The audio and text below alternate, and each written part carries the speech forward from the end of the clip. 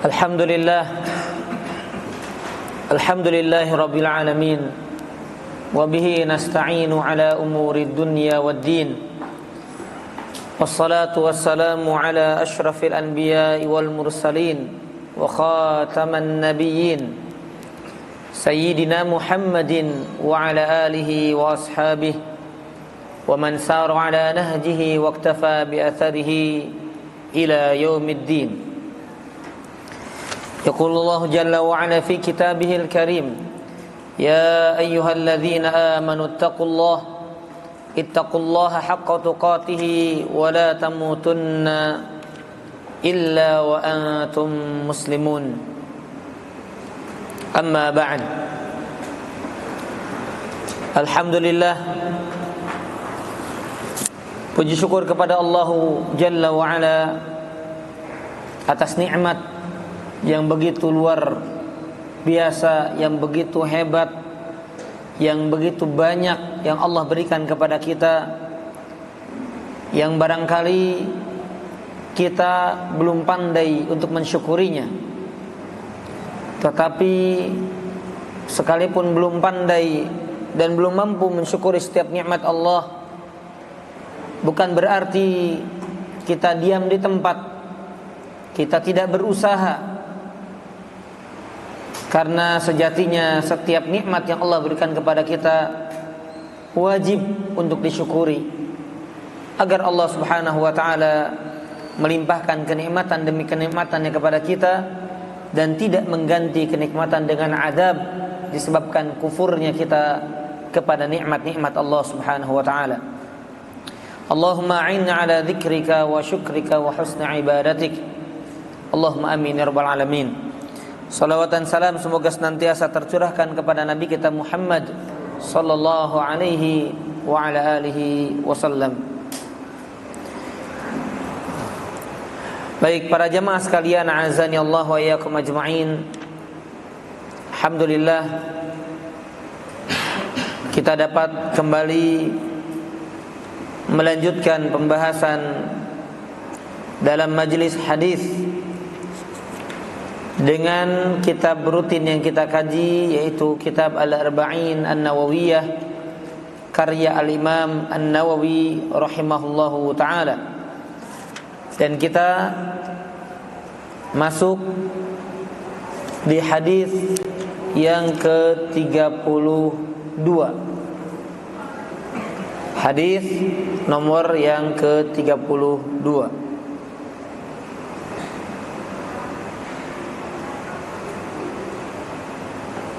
Baik, para jamaah rahimani wa rahimakumullahu ta'ala,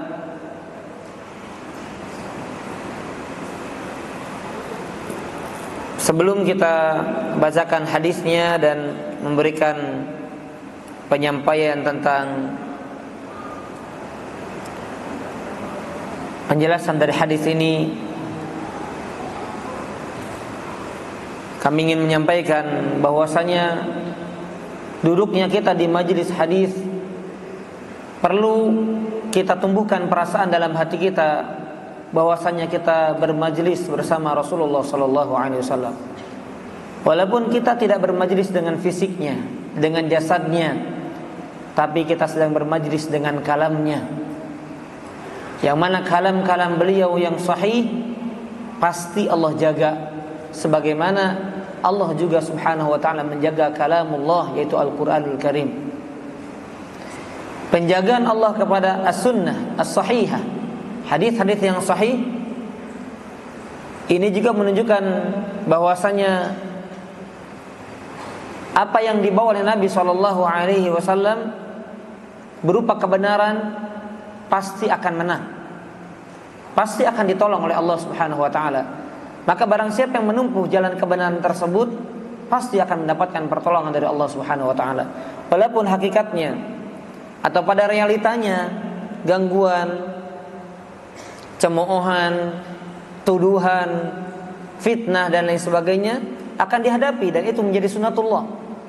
Sebagaimana pembawa hadisnya saja, Nabi SAW diganggu, Nabi SAW dicemooh, Nabi SAW dituduh, Nabi SAW difitnah. Itu sudah sunnatullah. Siapa yang membawa bendera kebenaran pasti akan diuji oleh Allah Subhanahu wa taala. Tinggal kita mau atau tidak teguh di atas kebenaran tersebut. Apalagi kata Nabi SAW, ya'ti 'alaikum zaman, akan datang kepada kalian satu waktu, al-qabid 'ala dinih, orang yang memegang teguh agamanya, kal qabid 'alal jamar, seperti orang yang memegang bara api. Ya, orang yang dia menjaga tampilannya sesuai syariat, orang yang menyampaikan kebenaran, orang yang menegakkan amar ma'ruf nahi munkar dan lain sebagainya, maka akan mendapatkan tuduhan-tuduhan. Tapi biarlah, itulah kehidupan. Ya, manusia yang akan menjadi ujian bagi kita, dan kita jangan berpaling, jangan bergeser, jangan justru kita terwarnai. Teguhlah dan teruslah kita berjalan di atas jalannya Allah Subhanahu wa taala.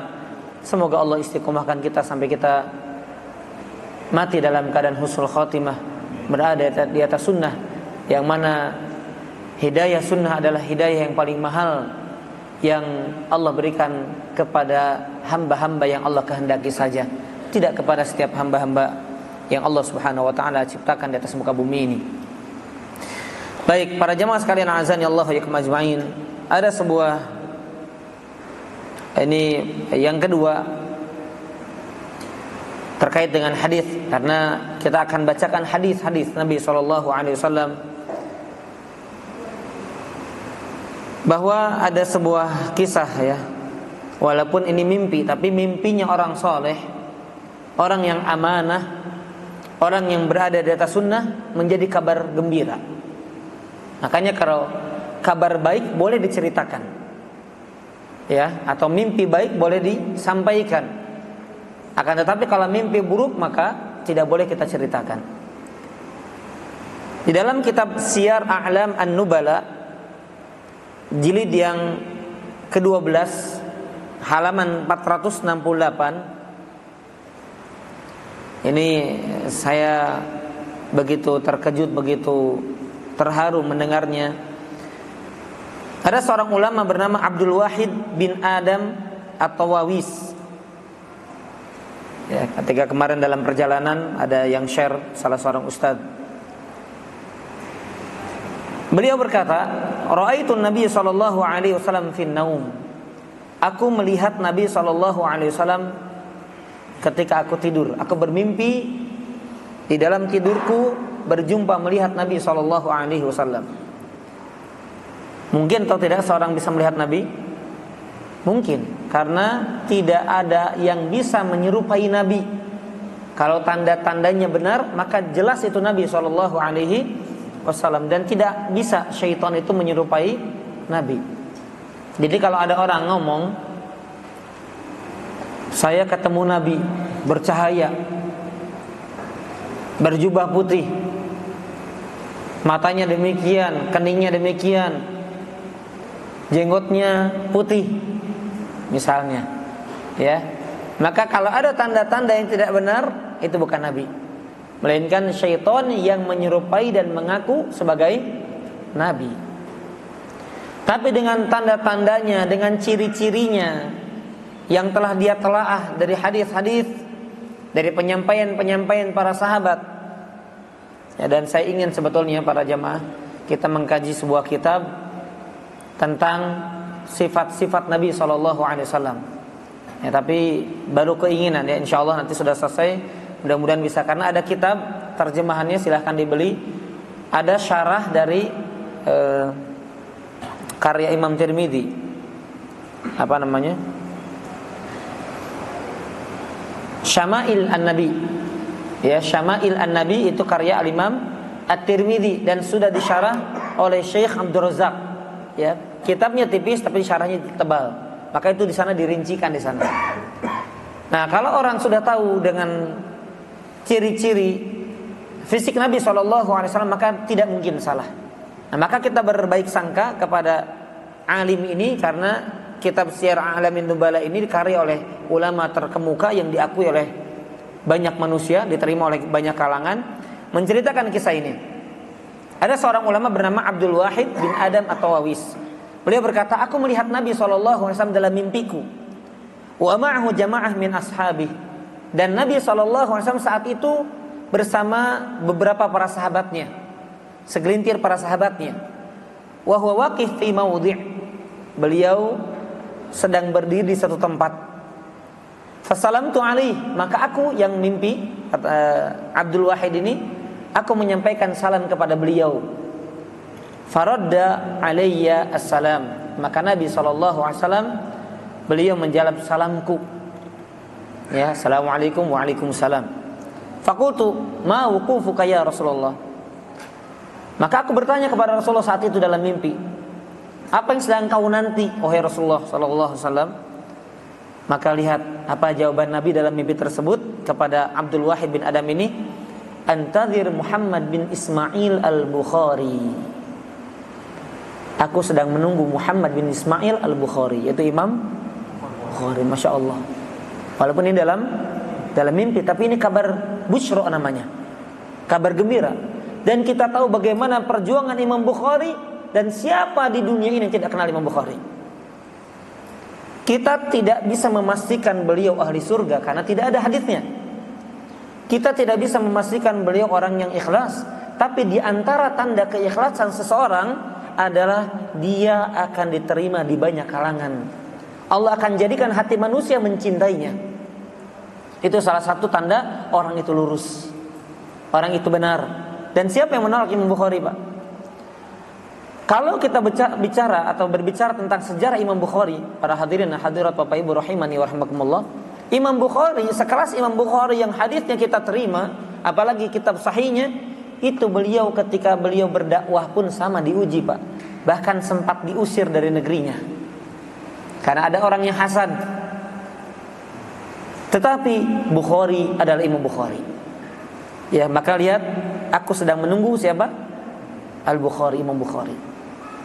Dan kalau ini benar, maka ini sebuah kabar gembira dan bukan sesuatu yang asing, karena kita tahu bagaimana perjuangan Imam Bukhari begitu ketatnya menjaga hadis-hadis Nabi SAW, tidak mencantumkan kecuali yang sahih.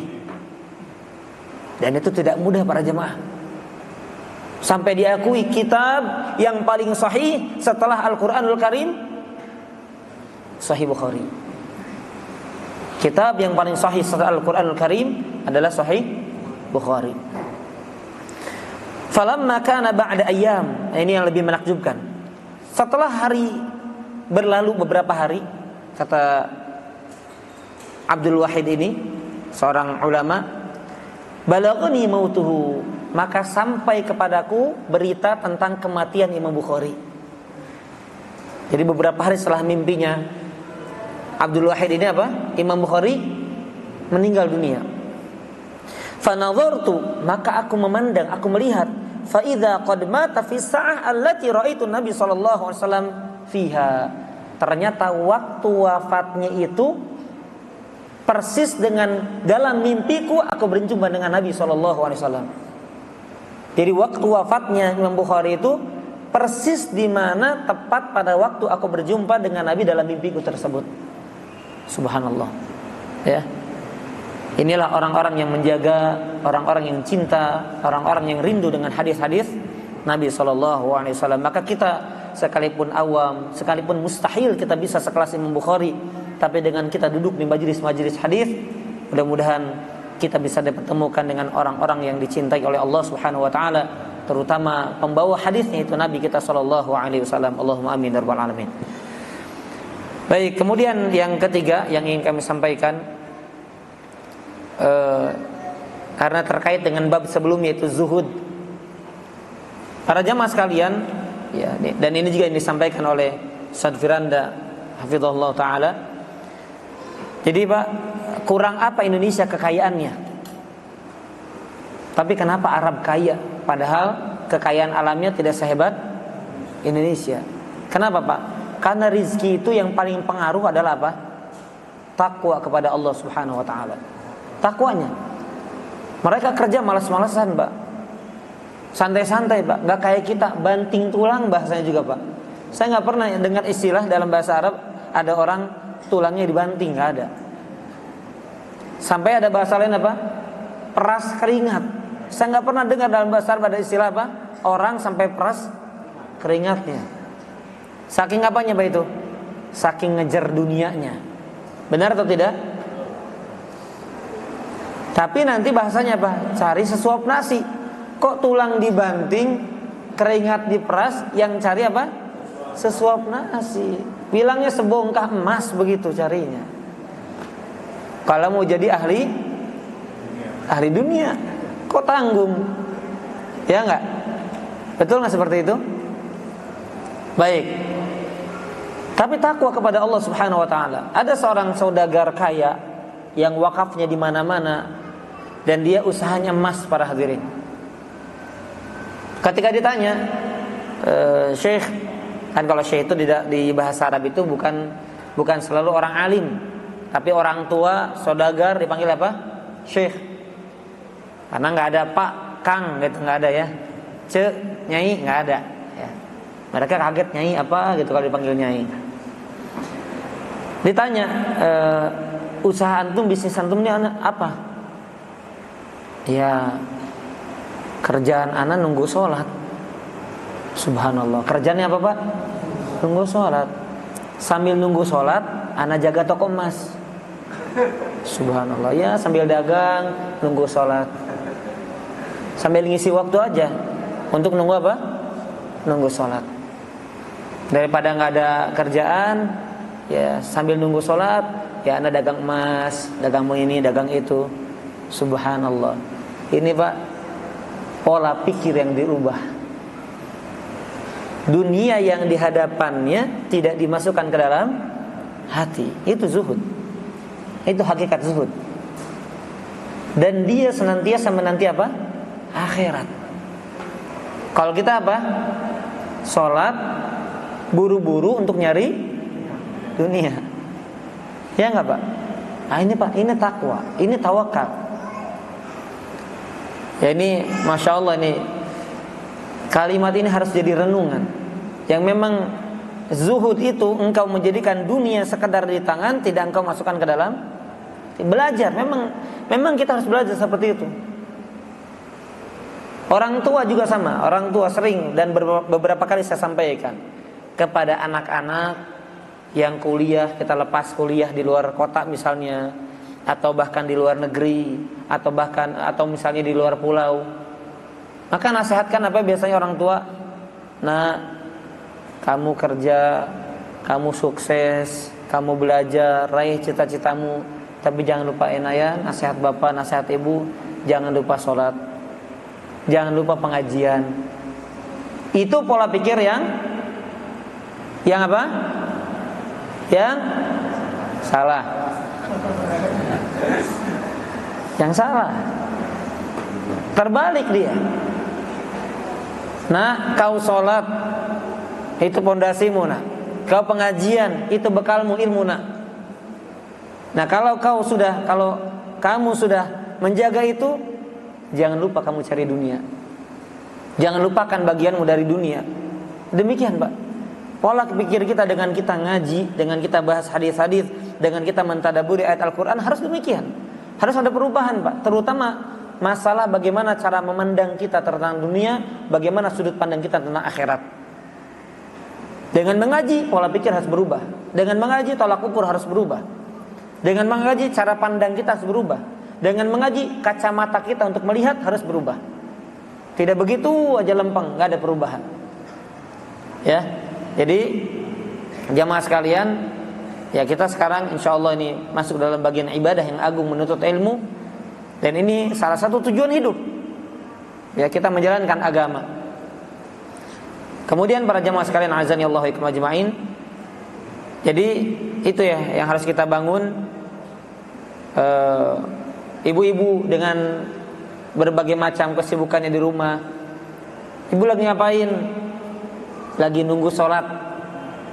Sambil nunggu sholat, diisi waktunya apa? Masak, ngepel, nyetrika, nyuci baju, mengisi kegiatan biar nggak nganggur. Ya, untuk apa? Untuk menanti sholat. Dan pada akhirnya kita semuanya juga menanti untuk disolatkan. Semoga kita wafat di atas Islam dan benar disolatkan. Karena kalau kita mati di atas kekufuran, maka haram hukumnya untuk disolatkan. Wal'iyadzubillah. Baik, kita masuk di hadis yang ke-32. An Abi Sa'ad bin Malik bin Sinan Al-Khudri radhiyallahu anhu, anna Rasulullah sallallahu alaihi wasallam qala, la darara wa la dirar. Haditsun hasanun rawahu Ibnu Majah wa Daruqutni wa ghairuhuma musnadan wa rawahu Malik fil Muwatta mursalan an Amr bin Yahya an abihi an Nabi sallallahu alaihi wasallam fa asqata Aba Sa'id wa lahu turuqun yuqawwi ba'daha ba'dha. Itu ilmu hadis ya. Tapi inti hadisnya cuma la darara wa la dirar. Saya akan bahas itu saja ya.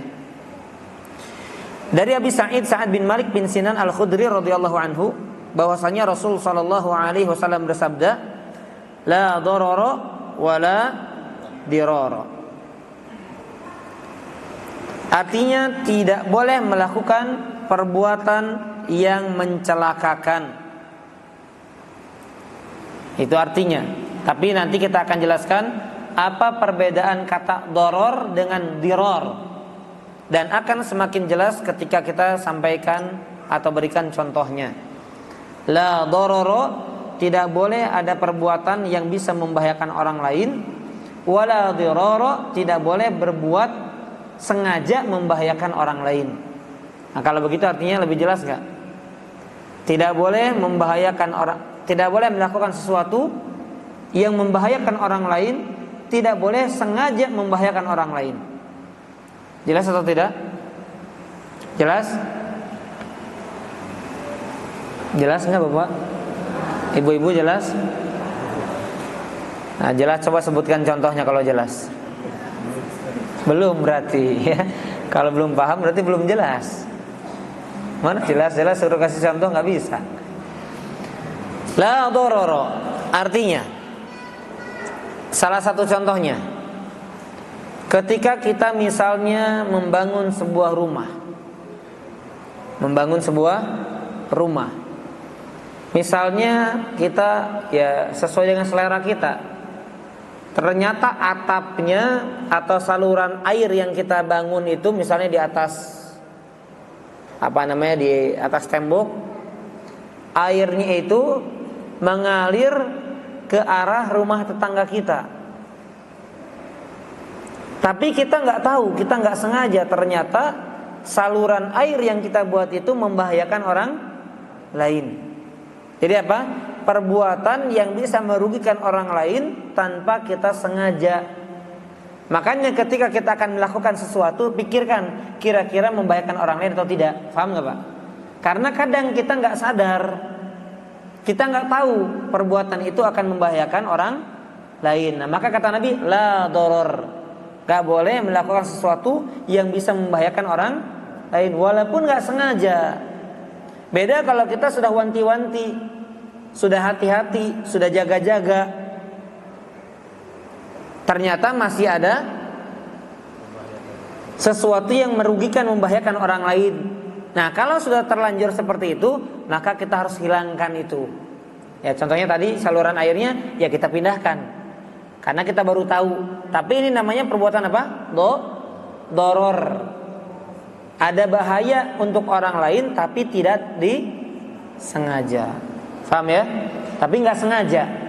Nah, maka yang nggak sengaja itu tetap. Ini kan saya sudah tajir bangun nih. Saya nggak sengaja, saya nggak tahu kalau itu akan merugikan kamu. Ya, saya nggak mau lah, sudahlah, udah terlanjur begini. Nggak boleh. Karena kalau sudah merugikan atau membahayakan orang lain harus dihilangkan. Ya, jadi perbuatan doror, perbuatan yang merugikan atau membahayakan orang lain tanpa sengaja. Tetapi harus tetap dihilangkan. Ya, harus dihilangkan. Itu namanya doror. Baik, kemudian contoh yang kedua yaitu diror. Kalimat diror. Nah, ini perbuatan membahayakan yang disengaja. Perbuatan yang memberikan madorot, rugi atau merugikan orang lain, membahayakan orang lain yang dilakukan dengan sengaja.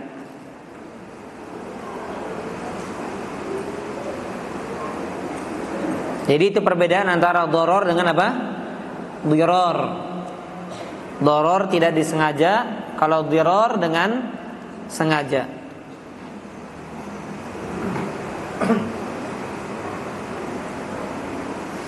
Baik, contohnya seperti apa? Contohnya dulu, Bapak Ibu sekalian, di zaman jahiliyah, seorang suami yang tidak ada hajat lagi kepada istrinya itu biasa melakukan madorot kepada istrinya, sehingga istrinya itu ditalak, dicerai. Kemudian ketika masa iddahnya akan habis, dirujuk. Paham? Karena kan kalau sebelum masa iddah boleh rujuk tanpa harus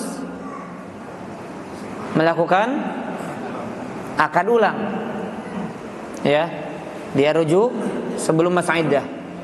Karena kalau sudah berlalu masa iddah, kalau dia ingin rujuk maka harus dengan akad ulang. Ya, dengan akad baru. Ini yang pertama. Kemudian setelah dia rujuk, dicerai lagi. Ini di masa jahiliyah, dicerai lagi. Ketika akan mendekati masa iddahnya habis, rujuk lagi. Sampai berulang-ulang 3, 4, 5 kali. Yang itu bisa membahayakan siapa? Istrinya. Maka Islam datang dengan syariat bahwasanya talak itu berapa kali?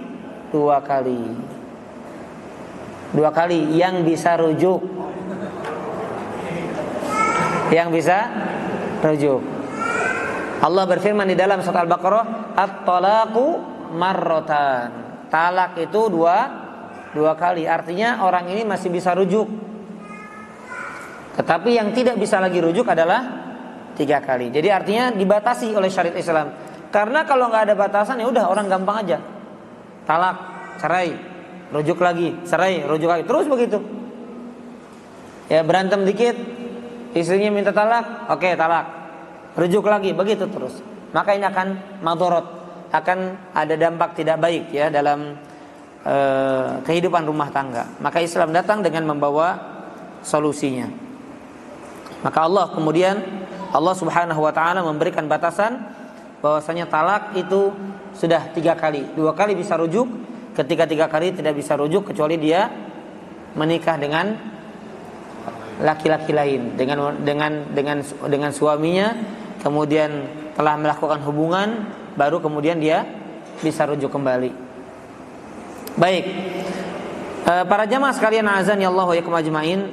Demikian pula di antara bentuk doror atau diror adalah dulu ya, seorang itu ketika dia akan meninggal memberikan wasiat.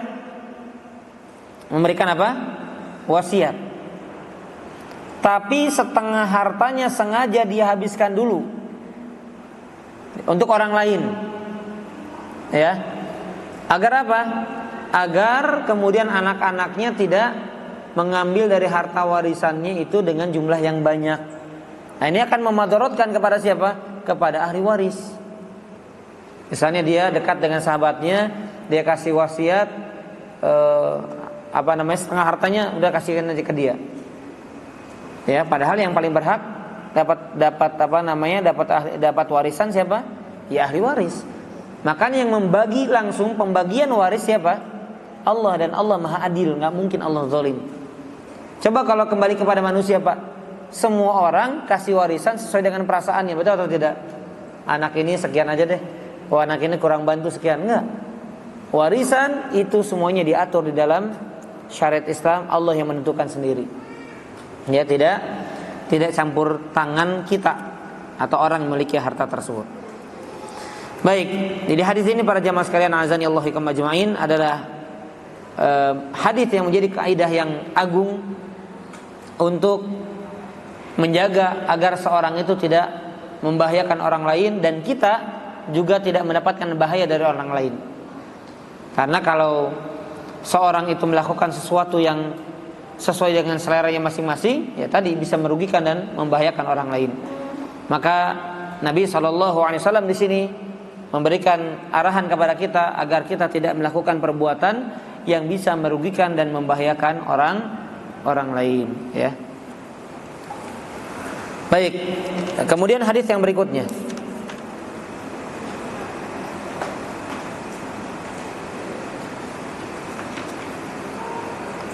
Hadis yang ke-33, ya.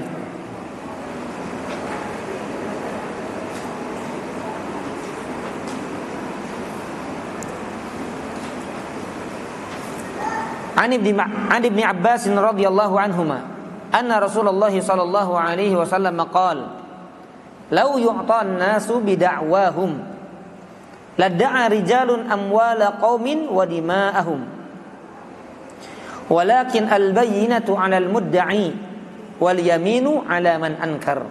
Haditsun hasan rawahu al-Baihaqi hakadha ba'duhu fi sahihaini. Artinya, seandainya setiap manusia, ya, seandainya setiap manusia pengaduannya itu diterima, seandainya setiap manusia setiap apa yang diadukannya itu diterima, maka setiap orang akan mengadukan harta satu kaum atau darah mereka. Maksudnya apa? Ngaku-ngaku miliknya. Karena itu, agar tidak terjadi hal itu, maka bagi pendakwa itu apa? Orang yang ngaku-ngaku, agar dia mendatangkan bukti dan sumpah bagi yang mengingkarinya. Bagi pendakwa dia harus mendatangkan apa? Bukti. Adapun yang mengingkarinya, dia apa yang dia lakukan? Bersumpah. Baik, nanti akan jelas ya ketika kita berikan keterangan lebih dalam, ya. Baik. Para jamaah rahimani wa rahimakumullahu taala. Seandainya aduan manusia itu diterima, seperti apa contohnya? Misalnya menetapkan, Bapak Ibu sekalian. Misalnya apa? Menetapkan. Ini contohnya agar mudah, utang piutang aja deh. Perhatikan Bapak Ibu sekalian, hutang piutang. Tiba-tiba ada seorang yang ngaku, dia utang ke saya 100 juta. Nah, ini pendakwa kan? Dia hutang ke saya berapa? 100 juta. Maka si pendakwa ini apa yang harus dia lakukan?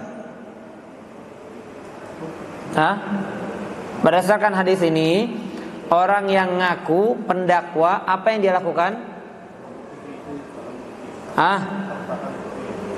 Bukti atau sumpah? Oh, yang benar, Ana udah bayar kok. Bukti atau sumpah? Oh, demi Allah, kamu utang ke saya 100 juta, cukup? Enggak, dia harus mendatangkan bukti karena dia yang pendakwa, dia mengaku. Yang mengingkarinya maka dia bersumpah. Oh, demi Allah, saya sudah lunaskan itu, saya sudah selesai itu, saya nggak punya hutang sama kamu, saya nggak punya beban kepadamu, ya.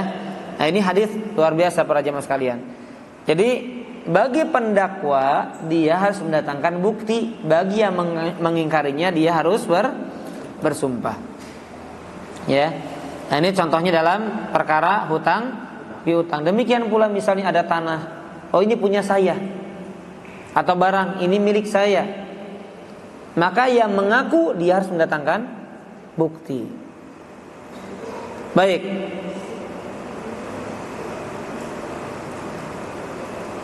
Ini dalam perkara menetapkan, ya. Contohnya tadi, saya punya uang di kamu, ya, artinya kamu punya utang. Ini dalam menetapkan. Bisa juga dalam penafian, peniadaan. Ya, bisa juga dalam peniadaan. Misalnya, ini dibalik sekarang. Orang yang ngutang tiba-tiba ngingkarin. saya nggak punya utang ke kamu. Ya, ini dibalik kasusnya. Saya tidak punya kewajiban hutang padamu, padahal jelas berhutang. Maka dia juga harus mendatangkan apa? Mendatangkan bukti. Ya. Ketika dia mengingkari apa yang wajib ditunaikannya kepada seseorang. Baik. Orang yang mengaku atau pendakwa ini, siapa maksudnya mereka? Yaitu orang-orang yang tidak takut kepada Allah. Orang-orang yang tidak takut kepada Allah. Dia nggak takut akan memakan harta orang lain, atau dia nggak takut pernah menumpahkan darah orang lain. Nah ini makanya dia kemudian harus mendatangkan bukti. Kemudian para jamaah sekalian, azani Allah ya kamajma'in, terkait hadis ini apa yang dimaksud dengan bukti? Nah ini bukti ini ada beberapa macam. Di antara contohnya adalah manusia, boleh manusia. Misalnya saksi orang. Nah buktinya si fulan dan si fulan. Buktinya si fulanah dengan fulanah. Itu juga bukti. Ya, itu sebagai apa? Sebagai bukti. Makanya kemudian Allah Subhanahu wa taala berfirman, ya ini dicatat ayatnya karena agar kita tahu kalau bukti itu berapa orang. Al-Baqarah 282. Al-Baqarah 282. Di antaranya adalah saksi. Kata Allah, "Wastashhidu syahidaini mir rijalikum." Persaksikan dengan 2 saksi dari laki-laki di antara kalian. Fa illam yakuna rajulaini farajulu wa imra'atani mimman tardawna minasyuhada.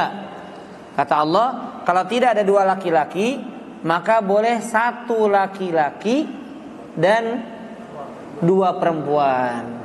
Karena perempuan itu tidak bisa setara dengan laki-laki. Makanya 2 kalau perempuan. Jadi saksi perempuan itu harus 2. Ini yang mewakili menjadi 1 laki-laki. Maka kemudian kalau ada 1 laki-laki dan 2 perempuan menjadi saksi, itu seperti derajatnya seperti 2 laki-laki. Ya.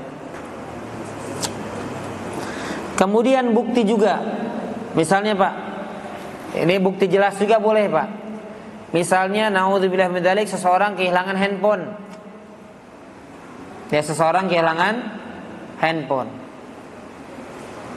Maka kemudian tiba-tiba ketika dia bilang, "Waduh, handphone saya hilang." Tiba-tiba ada orang yang lari. Ya, terbirit-birit lari dia. Ini bukti atau bukan? Itu bisa menjadi bukti. Secara kondisi itu bisa menjadi apa? Bukti. Karena ada keterangan. Dia mencari HP, ada tiba-tiba orang yang lari. Bukan kita bersuudzon, bukan. Tetapi ada tanda. Memang biasanya kalau orang ambil itu lari. Misalnya, taunya lari ke kamar mandi, taunya dia. Habis tanya, "Antum yang ngambil HP enggak?" "Anak kebelet." Itu beda cerita ya. Tapi seperti itu intinya. Ketika hakim atau qadhi melihat ada bukti nyata dengan kondisi, walaupun buktinya bukan bukti yang zat barang, itu boleh seorang hakim menetapkan, oh ini pelakunya. Ini salah satu contoh. Ada sebuah kisah yang terjadi di zaman Nabi Sulaiman alaihissalam. Di zaman siapa? Nabi Sulaiman alaihissalam.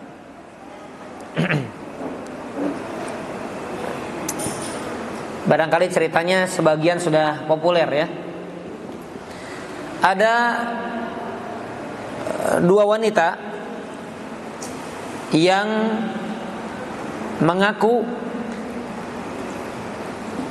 dia adalah seorang ibu dari seorang anak. Ya, yang satu perempuannya besar, yang satu perempuannya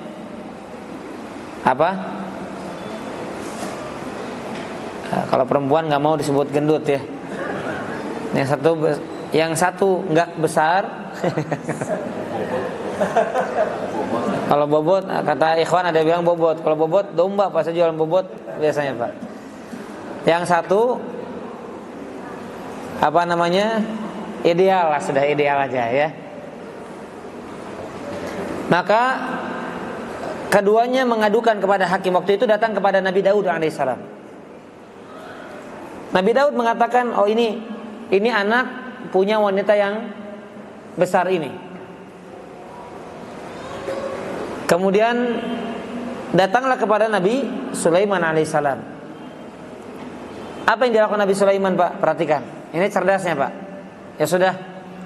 Sekarang gini aja, anaknya bagi dua aja. Dibelah aja. Bagi dua. Maka seorang wanita, salah satu di antara mereka mengatakan, kalau begitu lebih baik ini anak buat dia aja daripada harus dibelah dua.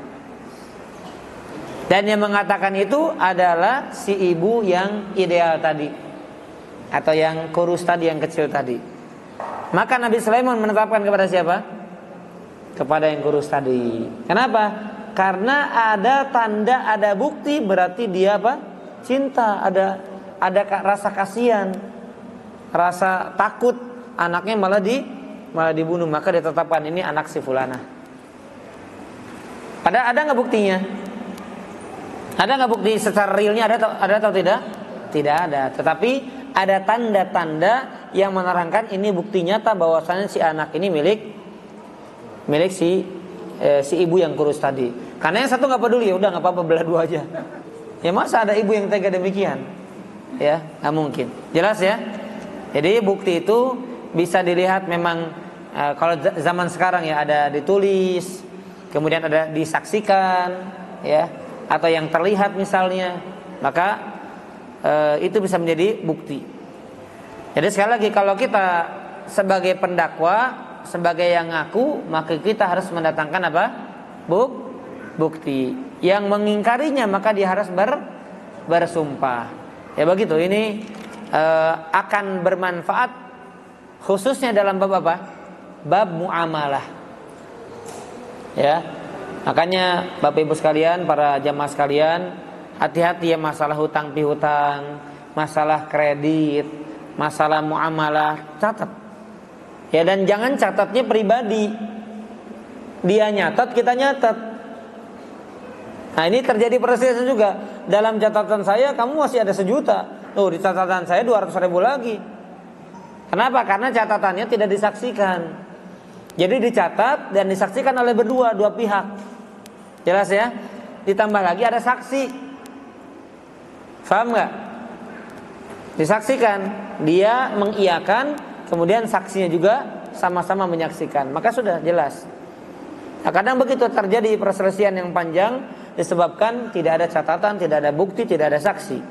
Maka urusannya kemudian menjadi panjang. Baik. Jadi hadis ini sekali lagi para jamaah sekalian, ini menjadi hadis yang sama menjadi tolak ukur kaidah yang mulia dalam penetapan hukum, di mana hak milik pun itu termasuk yang dijaga dalam Islam. Termasuk dalam urusan apa? Darah, Pak. Oh, ini orang yang bunuh saya, bunuh lagi. Nggak bisa. Kalau orang mendakwa, apa buktinya? Apa buktinya kalau dia yang bunuh si fulan? Nggak bisa. Maka yang mengingkari bersumpah demi Allah, bukan saya yang bunuh. Nah, yang mengatakan bunuh dia harus mendatangkan apa? Saksi. Dan kita sangat menyayangkan ya, banyak oknum-oknum yang kemudian salah tangkap di negeri ini. Na'udzubillah min dzalik. Orang yang sudah dizalimi, orang yang sudah dipukuli, ternyata bukan apa? Bukan pelaku sejatinya. Justru yang benar-benar pelaku sejatinya nyaman-nyaman saja dengan ruangan ber-AC, dengan TV yang besar, lebih besar daripada TV pengajian. Subhanallah. Ya, itu orang yang jelas korupsi, orang yang jelas mencuri, orang yang jelas berbuat zalim, membunuh, justru enak santai. Yang tidak berbuat apa-apa dipukuli, hancur tubuhnya, hancur kepalanya, na'udzubillahi min dzalik. Ya, ini semuanya akan dimintai pertanggungjawaban di hadapan Allah Subhanahu wa taala, dan kita berharap semoga Allah menjaga pemerintah kita. Semoga Allah berikan kepada kita pemimpin yang adil. Semoga Allah jaga negeri ini menjadi negeri yang baldatun thayyibatun wa rabbun ghafur. Allahumma amin ya rabbal alamin. Baik. Kemudian yang berikutnya hadis ini cukup ya. Saya tadi sekaligus sekaligus dengan beberapa faidahnya ya. Yang berikutnya hadis yang ke-34. Hadis yang ke-34.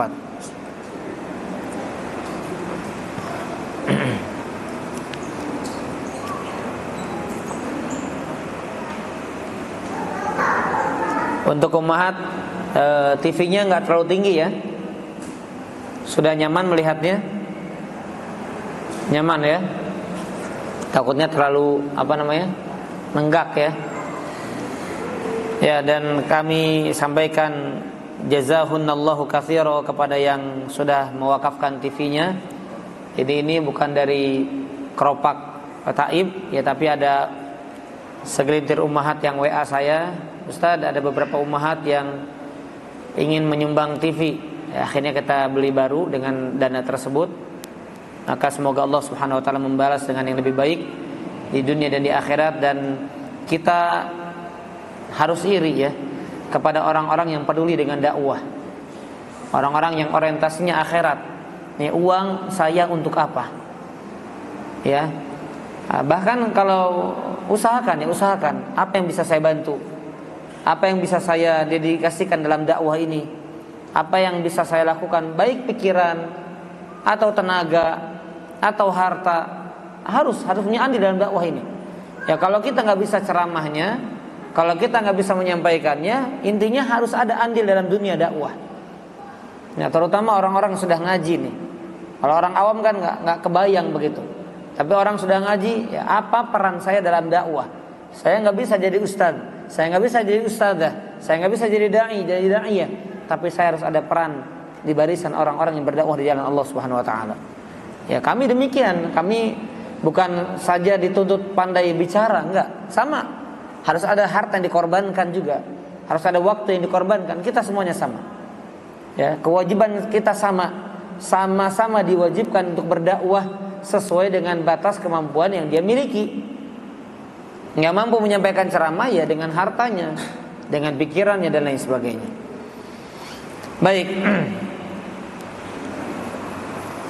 Hadis yang ke-34 ya.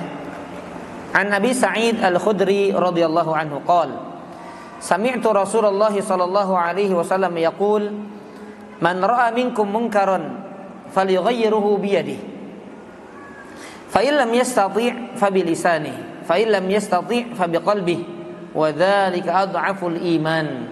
Rawahu Muslim. Dari Abu Sa'id Al-Khudri radhiyallahu anhu, beliau berkata, aku mendengar Rasulullah sallallahu alaihi wasallam bersabda, barang siapa di antara kalian melihat sesuatu yang mungkar, maka hendaknya dia mengubah dengan tangannya. Jika dia tidak mampu, maka rubahlah dengan lisannya. Dan jika dia tidak mampu, maka dia rubah dengan apa? Dengan hatinya. Dan itu selemah-lemah iman. Wah, ini hadis yang luar biasa para jemaah. Makanya 2 atau 3 postingan saya sebelumnya di Instagram kami, di Facebook kami adalah tentang seorang artis yang mendadak jadi, dalam tanda kutip ya, walaupun ternyata ada pembelaannya juga, yang dikasih panggung untuk ceramah. Dan saya berani speak up namanya ya. Takut salah saya. Ya, karena bahasa-bahasa gaul itu urusannya ummahat biasanya ya. Biasanya milenial maksudnya. Saya berani speak up, saya berani sampaikan karena memang kalau bukan dai yang menjelaskan, siapa lagi yang mau menjelaskan? Kalau bukan kita yang mengingkari, siapa lagi yang mengingkari? Dan ini masuk dalam bagian amar ma'ruf nahi munkar. Banyak orang pakai perasaan. Oh, ini ustadz nggak pakai etika, bantahnya. Ustadz nggak pakai adab bantahnya. Kemudian Ustadz nggak tabayun dulu. Baik, para jemaah sekalian, tabayun itu, atau ada yang nuduh Ustadz, oh, ini Wahabi tukang gibah, ya. Bedakan Pak, bedakan orang yang benar, yang lurus, tergelincir pada kesalahan, nggak boleh itu dijatuhkan. Dan bedakan dengan orang yang punya panggung, sengaja mendakwahkan, menafsirkan Al-Quran semena-mena, dan sudah terlanjur menyebar. Mungkin gak kita datang kemudian coba luruskan, sedangkan sudah menyebar banyak orang yang terkena pemahaman menyimpangnya. Sebagaimana pemahamannya menyimpangnya tersebar dan terang-terangan, maka bantahannya pun harus terang-terangan. Gak bisa diam-diam ngebantah, diam-diam nasihatin, gak bisa. Nah nanti kemudian kalau dia misalnya dipertemukan, ya syukur-syukur dipertemukan, kemudian kita sampaikan, kalau dia terima, maka kita pun boleh yang membantah. Kemudian bantahan saya yang lalu, kemudian penyimpangan yang saya luruskan yang lalu, saya klarifikasi karena orangnya sudah taubat. Sama, kita pun harus bijak. Jelas nggak? Oh, dia sekarang taubat, dia sekarang kembali rujuk kepada sunnah, dia taubat dari menafsirkan Quran sembarangan yang sesuai dengan pemikirannya, maka saya juga mencabut pernyataan saya yang kemarin membantah tentang pemikiran dia. Kita pun harus bijak. Jelas ya? Dan ingat, ghibah itu ada yang diperbolehkan, dihalalkan. Di antaranya apa? Menggibahi penyimpangan dai. Itu dihalalkan, boleh. Lihat ayat Qur'annya. Di dalam surat An-Nisa. Ya, ini apalagi bedakan dengan dai-dai Ahlus Sunnah yang tergelincir. Ya, dia tegak di atas sunnah, tapi ada pemahamannya satu dua yang tergelincir, yang bukan usul, bukan tentang prinsip. Maka datangi dulu, klarifikasi dulu dan lain sebagainya.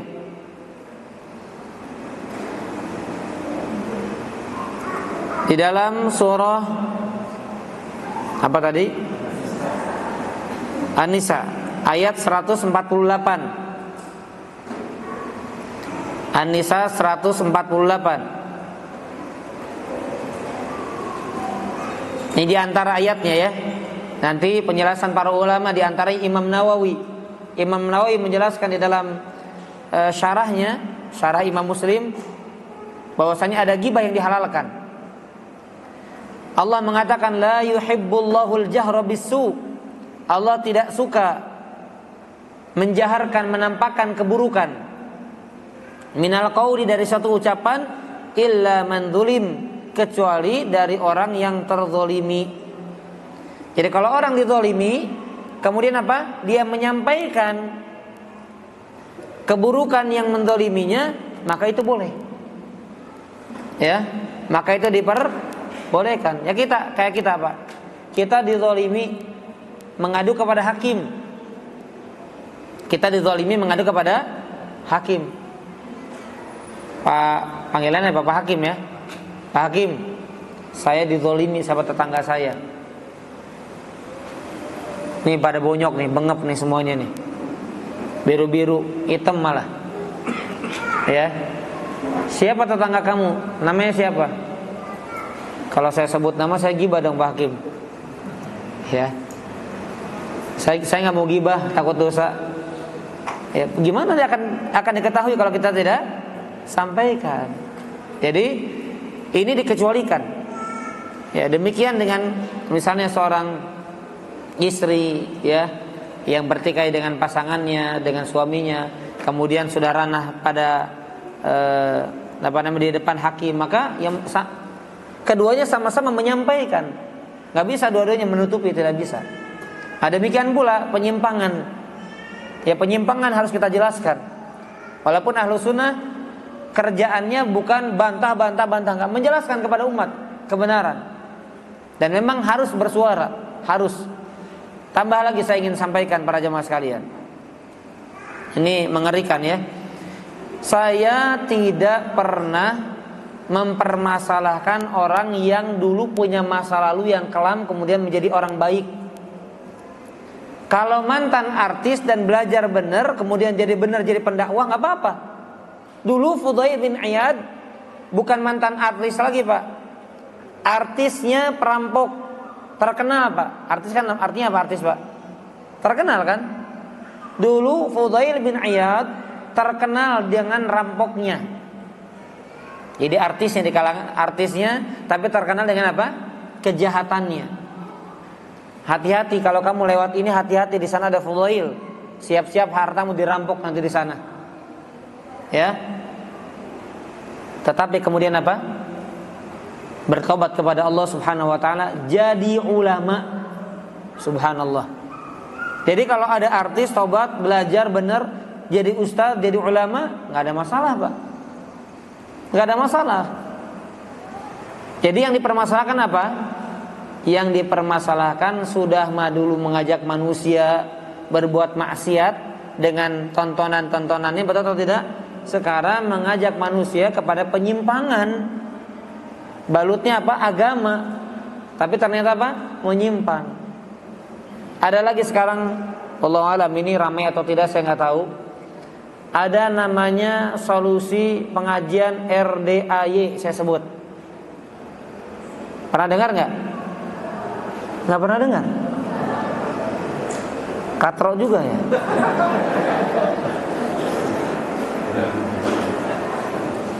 Biasanya ustaznya disebut katro ya. Ketinggalan juga ya. Jadi qadarullah lewat. Ini lebih mengerikan lagi Pak. Karena orangnya dipanggil Pak Haji lagi. Muslim berarti. Dan sebetulnya saya jijik untuk menceritakan yang saya jijik. Masalah, dan yang paling masalah di Indonesia itu Pak, orang mau sesat-sesatnya ada aja pengikutnya. Itulah berarti apa? Tugas dai masih sangat banyak. Tugas dai masih sangat banyak. Saya ingin menyampaikan para ummahat, wahai para ibu pencetak generasi. Ini tugasnya ibu-ibu nih. Wahai para ibu yang tugasnya pencetak generasi, yang pertanggungjawaban tentang anaknya akan lebih berat daripada suaminya. Istri pendidikan kepada anaknya itu hisabnya lebih berat dibandingkan suaminya. Silakan dengar kalam-kalam ulama tentang hal ini. Kenapa? Karena seorang istri, seorang ibu adalah pendidikan pertama yang harus diberikan darinya kepada anak-anaknya. Suami bisa alasan di hadapan Allah, ya Allah saya keluar ya Allah, saya harus cari nafkah ya Allah, saya pulang-pulang dengan berbagai macam masalah ya Allah. Walaupun tetap dia harus mengarahkan istrinya, walaupun tetap dia harus punya waktu untuk mendidik anaknya. Tapi kebanyakan di luar. Ya. Nah, maka perhatikan. Jadi ada pertanyaan kepada si orang tersebut. Ini saya sebut apa namanya? Nama mereknya RDAY. Haji, saya punya utang katanya 150 juta. Dan nanti bunganya semakin apa? Semakin menumpuk. Langsung pada buka YouTube ini ya. Nanti lagi bukanya nanti lagi ya. Kamu bangun, rata-rata begini solusinya, perhatikan. Kamu bangun jam 00.00. Kemudian apa? Mandi, kemudian senyum. Kamu tahajud, kamu baca Quran. Kemudian apa? Maaf beribu maaf. Ini ibu-ibu yang nanya, perempuan. Dan dijawab oleh laki-laki. Maaf, mohon maaf. Kamu maaf. Kamu gosok kemaluan kamu sebanyak 9 kali. Kemudian begini. Coba haji loh. Ini saya sampaikan karena mengerikan. Kok ada di negeri ini dibiarkan seperti itu? Ini pelecehan namanya. Kamu tahajud, kamu mandi, kamu senyum, kamu baca Quran, kemudian kemaluan kamu digesek, kemudian begini 9 kali. Terus bekas celana dalamnya bekas itu apa namanya? tabungan, buku tabungannya dilap pakai itu, pakai bekas celana dalam yang udah dipakai. Nah itu nanti utangnya lunas tuh. Subhanallah. Ini wallahi, ini bukan saya ada-adakan, wallahi ada seperti itu. Ada lagi, dia jangan gaduh dulu ibu-ibu, jangan gaduh dulu. Ada Grab, ini saya wajib sampaikan Pak. Kalau bukan dai siapa lagi yang menyampaikan? Dan saya gini, saya semakin mantap membahas tentang tauhid. Semakin mantap saya akan gencarkan tentang tauhid. Dan akan semakin tegas tentang perbuatan syirik, perbuatan bid'ah. Kenapa? Karena mereka pun tanpa segannya dan tanpa malunya menyampaikan khurafat, menyampaikan solusi-solusi yang di luar batas. Kalau kita tidak tegas, siapa lagi Pak? Betul atau tidak? Banyak ya, alhamdulillah banyak orang yang mendoakan Ustaz, semoga Ustaz bisa jadi penerus Ustaz Yazid dan lain sebagainya. Ya, saya ingin meneruskan dakwah, semua dakwah para nabi.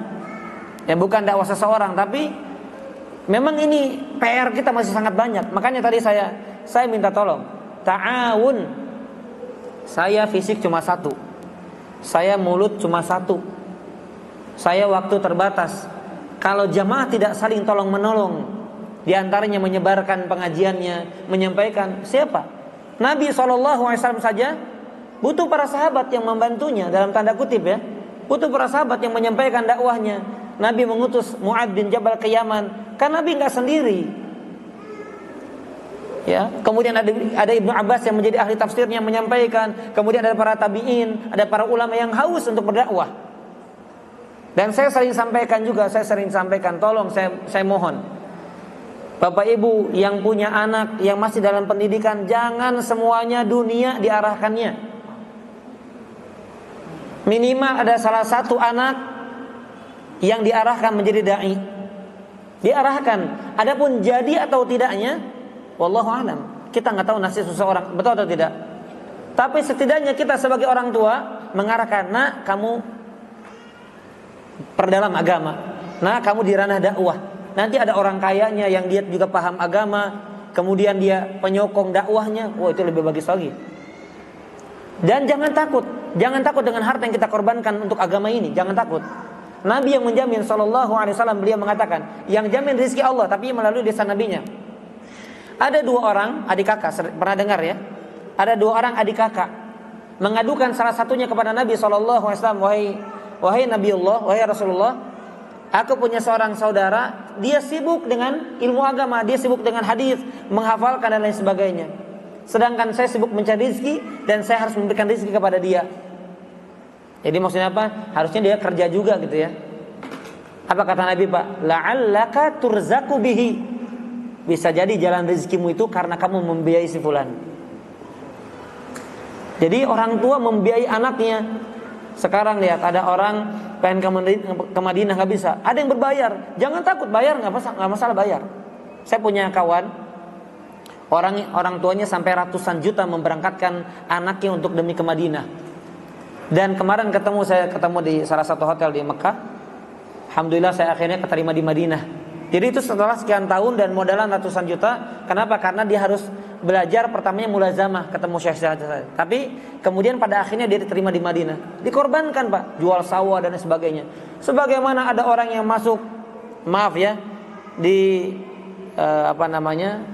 ya intinya di ranah pemerintah yang modalnya ratusan juta, berani dia. Kenapa untuk agama tidak berani? Jelas atau tidak? Jadi saya berharap pada orang tua yang jangan takut Pak, nanti kalau anak saya mondok kerjanya apa ya? Subhanallah. Ini suatu yang lucu sebetulnya ya. Orang semakin bertakwa semakin dijamin rezekinya oleh Allah Subhanahu wa taala. Jangan takut dengan apa yang kita korbankan. Jadi begitu. Nanti satu lagi ya. Jadi ada ojol, ini saya susah rezekinya. Kamu punya uang berapa? Ada uang 1 juta, enggak ada, 100.000 pun enggak ada kata dia. Ya sudah, nanti kamu tahajud ya. Kemudian jam 000 senyum mandi. Begitu solusinya, selalu begitu. Ada bagusnya suruh tahajud baca Quran, benar itu. Tapi salahnya apa? Nah, celana dalam yang kamu nggak pakai itu pakai untuk cuci mobil buat Grabnya itu. Subhanallah. Ya. Jadi ini apa Pak? Kaitan tauhid, kaitan tentang kebid'ahan, kayak tentang khurafat dan lain sebagainya. Wal'iyadzubillah.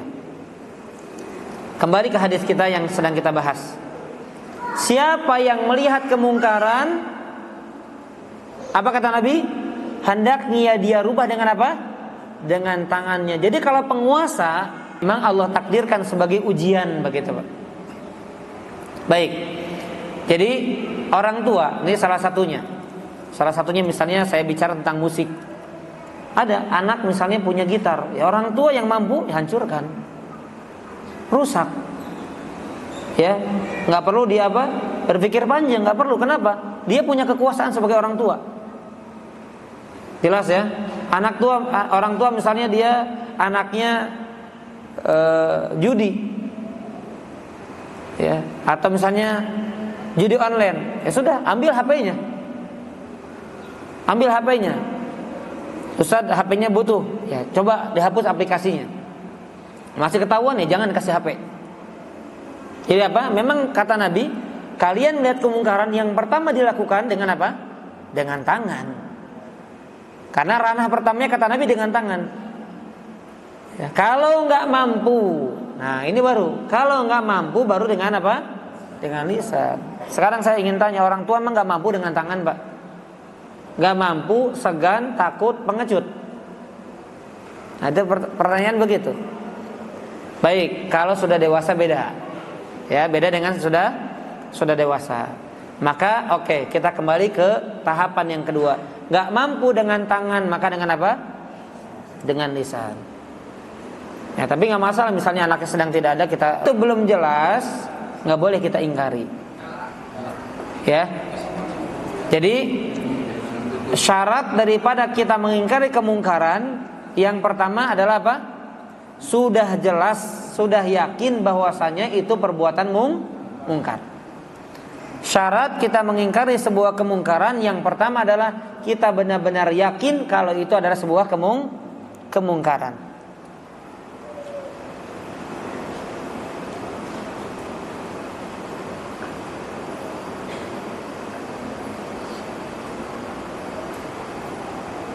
Yang kedua, kita meyakini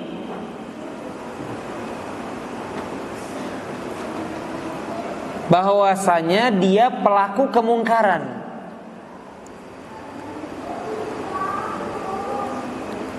Kita meyakini bahwasanya dia pelaku kemungkaran. Jadi ada barangkali sebuah contoh,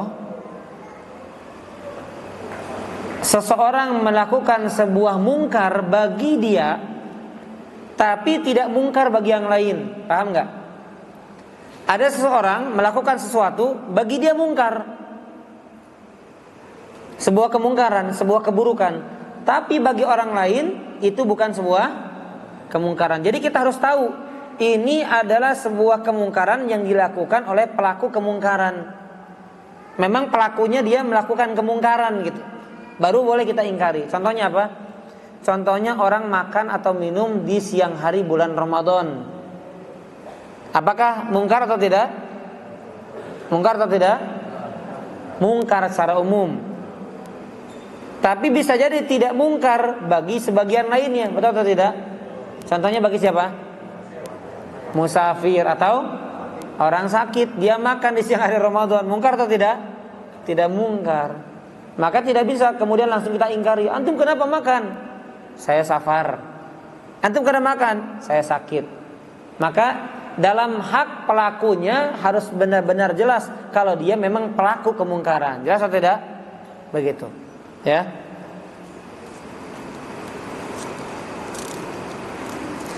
Baik.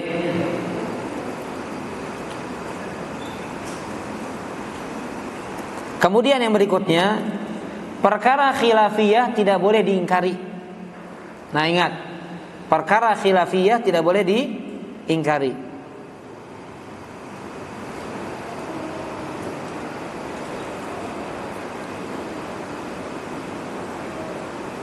Misalnya, ya, di antara khilafiyah dalam masalah fikih, makan daging unta. Sebagian ulama mengatakan membatalkan apa? Wudu. Tapi ini ada khilafiyah. Maka kalau kita melihat ada orang makan daging unta misalnya, kemudian dia langsung berdiri, kemudian dia sholat, maka nggak boleh kita ingkari. Paham ya? Demikian pula misalnya kita melihat tata cara sholat orang berbeda. Yang satu turun dengan lututnya terlebih dahulu, yang satu turun dengan tangannya, maka nggak boleh diingkari, Pak. Karena ini ranahnya apa? Khilafiyah, nggak boleh diingkari. Yang itu mungkar nih, nggak boleh diingkari. Kecuali dia turun dengan apa? Kepalanya duluan. Nah itu tanya dulu, jangan diingkari juga, Pak ya. Barangkali lututnya sakit, tangannya sakit, kemudian dia kepala dulu, bisa jadi. Jangan diingkari juga, Pak. Ada uzur ya. Baik. Apalagi ranah khilafiyah? Contohnya dalam masalah apa?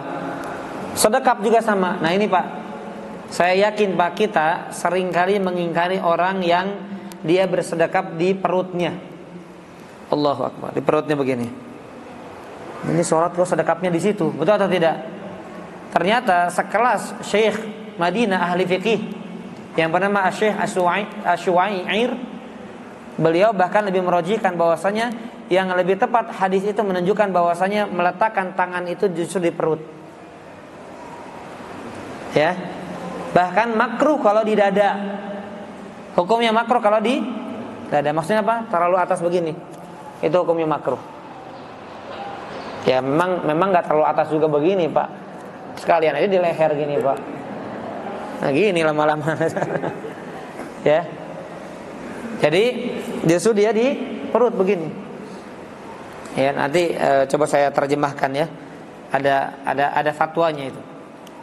Nah, dulu kita mungkin ya barangkali pertama kali tahu kalau satu-satunya tata cara bersedekap yang benar ya, karena kita bacanya hanya baca kitabnya Syalbani, maka di ala sadrihi semua gini yang nyunah itu begini semua, seragam semua begitu. Oh ini nyunah, berarti yang enggak begini enggak nyunah nih. Ya enggak? Enggak boleh diingkari, Pak. Makanya banyak belajar membuat kita semakin apa? Terbuka wawasan kita. Ya. Kecuali khilafnya dhaif. Ya, kecuali apa? Khilafnya lemah. Contohnya apa? Menikah tanpa wali bagi perempuan. Itu ada khilafnya. Itu di madhab Abu Hanifah boleh ada saksi tapi nggak ada wali, boleh perempuan nikah selama saling ridho, saling ada kecocokan, ada saksi nikah, boleh. Menurut apa? Al-Imam Abu Hanifah rahimahullahu taala. Boleh. Saya pernah berdebat ketika saya i'tikaf di Masjidil Haram, saya ketemu orang Pakistan dan memang dia bermadzhab Abu Hanifah. Dia sampaikan ayat-ayatnya kuat juga, Pak. Hampir susah saya ngedebatnya itu. Ya kuat juga dalilnya, ini ayat Qur'annya. Ini hadisnya. Tapi kata dia, ini prakteknya sebetulnya tidak mudah juga. Itu kata beliau, ini sebetulnya prakteknya tidak mudah juga. Karena saksi harus ada saksi tetap. Nah, maka kita yang mengambil pendapat yang lebih kuat, jangan kita kemudian ini kan ada khilafiyah, jangan diingkari kalau ada orang nikah tanpa dia ingkari. Karena khilafnya apa? Dhaif. Perselisihannya dia pendapat yang lemah, yang enggak dianggap begitu, ya. Dan memang dalam hal ini Al-Imam Abu Hanifah ada kekeliruan. Ya bukan saya menyalahkan seorang imam, bukan. Maksudnya disalahkan, diingkari juga oleh imam-imam yang sederajat dengan beliau begitu. Yang setidaknya satu kelas lah, satu level dengan beliau, bukan saya. Baik. Kemudian yang berikutnya para jamaah sekalian, azanillahu ikum ajmain. Ya seperti hal-halnya kemungkaran yang ada di negeri kita, dan saya sangat menyayangkan ya ada sebagian wanita muslimah yang tampilannya sama, bercadar, berhijabkan yang lebar, ya, tapi ternyata datang ke kuburan minta-minta ke kuburan. Ada itu, ya, ada itu, tapi tampilannya sama, bercadar, tapi apa? Ternyata joget-joget di depan laki-laki, cadaran juga, ya, entah itu jualan di TikTok, entah itu Allahu a'lam, ya. Nah itu saya sangat menyayangkan. Makanya belajar bermajlis kepada guru yang benar, kepada orang yang amanah, yang tidak berani menyampaikan agama kecuali benar-benar sudah jelas itu hak, ya hak, itu batil, yang batil. Makanya jangan, tolong ya, kalau saya nggak bisa menjawab sebuah pertanyaan, jangan dipaksa saya harus menjawabnya. Ya, dan sebagaimana kita belajar menjawab, kita pun harus belajar kita mengucapkan tanpa gengsi, mengucapkan apa? Tidak tahu, wallahu a'lam. Jangan kayaknya, rasa-rasanya, sepertinya. Jangan ya. Nggak tahu, katakan nggak tahu, jangan gengsi. Sebagaimana dulu Imam Malik rahimahullahu taala ditanya beberapa perkara yang beliau jawab cuma 3-4 dari sekian puluh pertanyaan. Itu imam loh Pak. Itu imam ditanya demikian. Ya. Baik. Ini barangkali para jamaah sekalian, a'azani Allahu wa iyyakum ajma'in, hadis-hadis yang bisa kita bahas pada pagi hari ini. Mudah-mudahan Allah Subhanahu wa taala jadikan kita bisa mengambil manfaat dari ilmu yang kita bahas dan semakin mendatangkan keberkahan dalam kehidupan kita. Dengan kita semakin bertambah ilmu, maka semoga kita pun dimudahkan oleh Allah untuk semakin menambah amal-amal soleh kita sebagai bekal menghadap Allah Subhanahu wa taala. Allahumma amin ya rabbal alamin. Baik. Kalau ada pertanyaan yang ingin disampaikan secara langsung, ya bagi ikhwan boleh pakai mikrofon ataupun akhwat, kami persilahkan. Ustaz, bagaimana dengan Fatihah imam salah, apakah diaminkan atau tidak? Oh, jadi kalau imamnya salah baca Al-Fatihah, apakah diaminkan atau tidak ya? Tergantung ketika baca doa yang isinya itu salah atau tidak. Ya. Kalau Al-Fatihahnya fatal salahnya, maka jangankan diaminkan, Pak. Salat kita pun ikut dibatalkan. Ya, batalkan salatnya, kemudian ulangi salatnya. Kalau fatal salahnya ya, sampai merubah makna.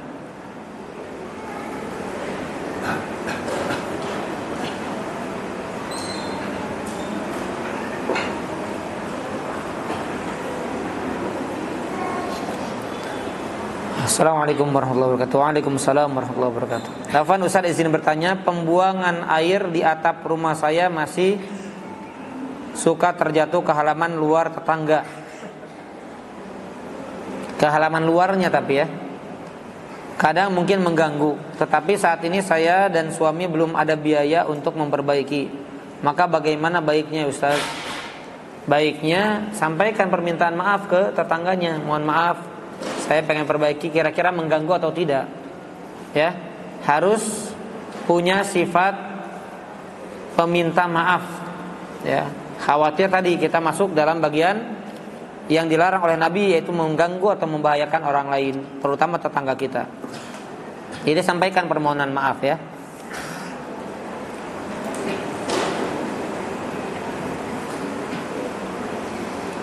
Nah, ini nanya tentang salawat ya. Saya tidak sebutkan jenis salawat yang ditanyakan di sini, tapi intinya begini: kalau kita belajar yang benar, otomatis kita akan menyadari yang salah.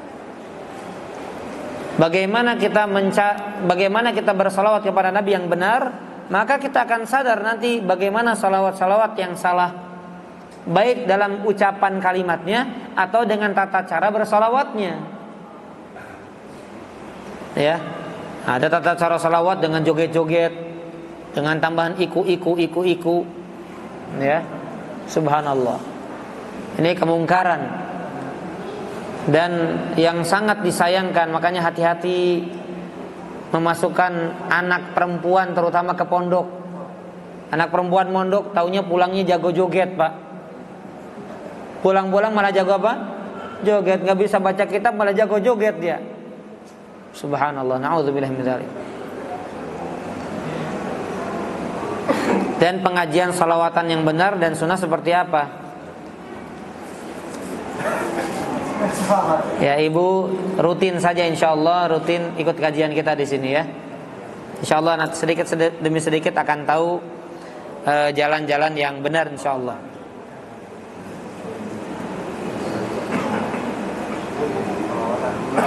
Apakah seseorang yang tidak pernah menjalankan sholat, baik sholat apa ini? dan sholat waktu wajib kali ya, ataupun sholat Jumat tidak wajib disolatkan, betul.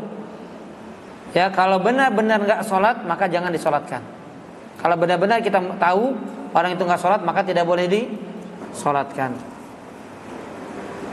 Kalau kadang sholat, kadang enggak, maka masyarakat umum mensolatkan, tapi ustadznya, kiai setempatnya nggak perlu menyolatkan sebagai bentuk apa?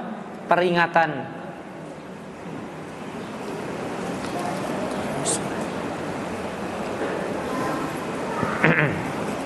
Afan Ustadz izin bertanya, adik ipar saya baru ditinggal wafat oleh ayahnya beberapa bulan lalu tanpa meninggalkan warisan 1 rupiah pun.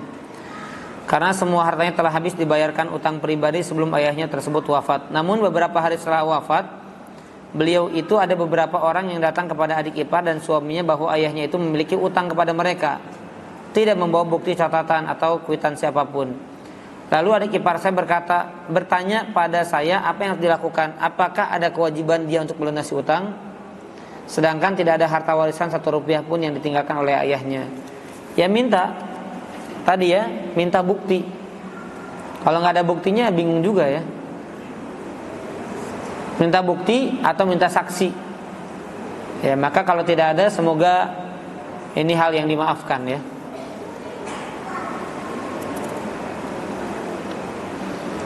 Afan mau bertanya, apa arti dari kufur nikmat yang sebenarnya? Jika ada seorang akhwat mau berkunjung ke rumah seorang ikhwan, terus ikhwan tersebut menolaknya, apakah itu bisa disebut dengan kufur nikmat? Wah, ini akhwat cari pembelaan ustadz ini. Baik. Kufur nikmat itu adalah mengingkari nikmat, melupakan nikmat. Dan kufur nikmat ini bisa kepada dua. Bisa kepada Allah, bisa juga kepada makhluk. Murid yang lupa dengan nikmat yang diberikan gurunya, nah, namanya murid apa? Murid durhaka. Sebagaimana anak yang lupa jasa orang tuanya disebut dengan anak durhaka. Jadi ada murid durhaka, juga ada anak durhaka. Dan yang paling banyak kata Nabi SAW yang mengkufuri nikmat siapa? Siapa? Makhluk yang banyak mengkufuri nikmat siapa? Mohon maaf ibu-ibu perempuan. Kata Nabi ya, aku diperlihatkan, maka faraitu aktsara ahliha an-nisa. Uritu alayyan nar. Aku diperlihatkan, ditampakkan neraka, dan aku melihat wanita banyak menghuni neraka. Kenapa? Yakfurna. Nah, itu kalimatnya. Karena mereka banyak kufur. Kata para sahabat, kenapa kufur? Kufur sama Allah atau kufur kepada siapa? Tidak, mereka yakfurnal ashir. Mereka mengkufuri nikmat siapa? Suaminya. Jadi orang itu bisa kufur nikmat kepada Allah atau bisa kufur nikmat kepada makhluk, kepada manusia. Terutama ini peringatan kepada para istri. Ja'alakunnallahu an-nisa as-salihat. Semoga wanita-wanita yang ada di balik layar ini Allah jadikan wanita-wanita yang salihah, menjadi penghuni surga, dan senantiasa dimudahkan oleh Allah untuk menjadi wanita-wanita yang taat kepada suaminya, yang menjadi pendidik untuk anak-anaknya, dan semoga bisa sabar menghadapi ujian yang datang dari suami-suaminya. Ketika ujian aminnya kenceng ya. Ya memang bapak-bapak, sekarang saya dakwah untuk bapak-bapak, para ikhwan, ini para suami ya, baik yang di dalam ataupun yang di pelataran atau yang di layar, yang ikuti online. Jangan sadis sama perempuan, jangan sadis sama istri. Karena di masa tua, naudzubillah ya, di masa tua kalau kita sudah ripuh, naudzubillah nih, semoga tidak, kita sudah susah, yang ngurus kita siapa? Istri. Ada sebagian suami yang bahkan sudah dia sudah nggak mampu lagi bergerak, bahkan mohon maaf, dia buang air, buang hajatnya di situ, Yang ganti popoknya, yang ganti ini siapa? Istri. Ya. Maka berbuat baik kepada istri, karena di masa tua yang menemani adalah istri. Tapi ibu-ibu juga begitu. Ya, jangan bangkang kepada suami. Nanti siapa yang menemani? Suami juga. Anak katanya. Baik. Para jemaah sekalian azani Allah yakum ajmain. Adapun yang pertanyaan di bawahnya, apakah si ikhwannya itu termasuk kufur nikmat? Tidak ya, karena nikah itu kan harus ada kecocokan. Kalau tadi menolak karena memang tidak cocok, ya jangan kita terlalu ambil hati. Ambil saja hikmahnya, ya barangkali memang ini yang terbaik dari Allah Subhanahu wa taala. Ustaz, bagaimana menjaga hati tetap ikhlas, tidak ujub saat beribadah? Misal kita terkadang sudah ikhlas untuk kajian, tiba-tiba ada yang bertanya dari mana? Kita jawab kajian, langsung mulai ada rasa ujub. Bagaimana cara menjaga hati? Kalau yang datang tiba-tiba, yang penting dilawan. Ujubnya muncul, dilawan. Jangan dinikmati, jangan dibiarkan mengalir. Kalau ujub tersebut muncul, itu manusiawi. Memang syaitan menghembuskan agar kita jatuh, rusak ibadah kita. Tapi kalau kita lawan, insya Allah tidak ada pengaruhnya ujub atau riya yang tadi muncul belakangan. Wallahu a'lam bishawab. Ustadz, bagaimana caranya agar tidak menyakiti pengurus RT dengan diadakannya iuran lomba Agustusan? Ya. Baik. Nah, kalau saya salah satu caranya saya bilang begini. Saya tambah uangnya. Minta sumbangan untuk apa? Iuran. Saya tambah uangnya. Pak, maaf, saya kayaknya nggak ikut iuran, tapi ini uang 50.000 buat Bapak makan. Senang gitu, Pak? Jelas nggak? Jadi Bapak nih, Bapak yang ikut ikut nyari sumbangan, Bapak kan capek nih. Nah, ini buat makan, buat jajan Bapak aja, buat jalan. Paham ya? Berarti kita kan tidak ikut serta dalam apa? Dalam hal yang mungkarnya. Karena ada apa? Ada musik, ada lomba joget, ada lomba ini. Nah, kita tidak mendukung perkara-perkara tersebut. Saya pernah begitu. Oh, dia senang, Pak. Oh, bos saya. Kencang masuk sakunya. Coba udah nolak, terus dipaksa, akhirnya ngasih goceng. Wah, cemberut sudah. Ya. Ustaz, tetangga saya punya pohon duren dan beberapa batangnya ke arah rumah saya. Dan setiap berbuah durennya selalu jatuh menghancurkan genteng rumah saya. Subhanallah. Kebetulan beliau tinggalnya jauh. Itu hanya kebun atau lahan saja. Setiap durian jatuh saya selalu laporkan dan kirim bukti foto dan video. Tapi chat saya tidak pernah diindahkan. Dan beliau tidak mau bertanggung jawab untuk memotong batang yang ke arah rumah saya. Lalu apa yang harus saya lakukan saat ini ya Ustaz? Ya laporkan ke RT RW. Ya laporkan ke RT dan RW kalau memang tidak diindahkan. Tapi bukannya anak ya? Kan halal tuh jatuh duren. Kalau beli kan 150.000. Genteng kan cuma 20.000 paling.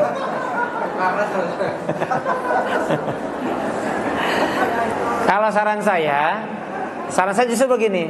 Itu duren dibungkus ke batangnya. Itu jatuh, bawa pulang sama kita. Dikarungin, ya enggak? Kan enggak jatuh kan jadinya. Bener enggak? Kan sudah masuk ke lahan kita kan? Halal. Enak itu. Jangan dibuat pusing itu. Masukin karung, diikat pakai tali, matang, ambil. Ya. Selesai enggak itu? Selesai sampel itu, Pak. Nah, nanti durennya kirim ke rumah saya. Nah, itu. Bagi-bagi kan saya dapat jatah untuk kasih solusinya. Alhamdulillah. Kalau ibu nggak mau, ya kasihin saya aja nanti. Cuma tolong dibungkusin gitu ya. Dibungkusin, terus dikasih wadah, dirapiin gitu ya. Saya pokoknya tinggal makan aja. Kalau nggak mau bukan saya minta ya, nggak boleh saya minta-minta.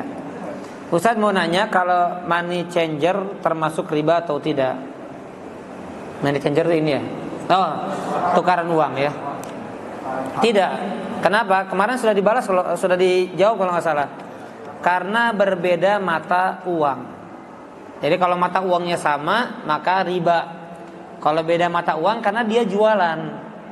Ini saya jual uangnya dengan berbeda mata uang maka boleh diambil untung dan tidak riba.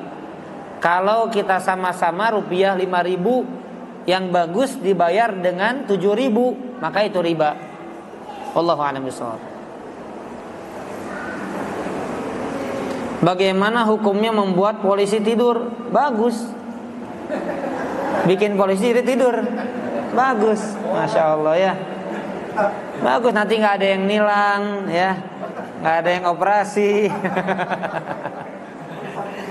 Bagaimana hukumnya membuat polisi tidur? Ya, bagus, berarti membuat nyaman polisi. Masya Allah, bagus sekali nih sarannya nih. Mereka nggak banyak tugas ini. Hukumnya membuat polisi tidur. Biasanya kalau di jalan itu orang itu berhak dan yang menetapkan adalah pemerintah setempat. Ada lurah, ada kepala desa, dan biasanya diwakili dengan apa, RT dan RW. Kami sama di depan pondok karena banyak orang ngebut itu, maka kami izin dulu ke RW. Ya, itu warga sebagian ada yang protes. Ya, saya bilang udah izin RW kok. Nah, udah nggak bisa ngapa-ngapain. Marahin aja RW-nya saya bilang. Ya. Jadi izin dulu ya, jangan karena kita punya hajat kemudian kita semaunya juga, apalagi misalnya itu jalan-jalan umum bukan jalan kita gitu. Kecuali memang jalannya itu jalan kita ya bebas, mau dirusakin, mau dilubangin bebas. Mau tanya Ustaz?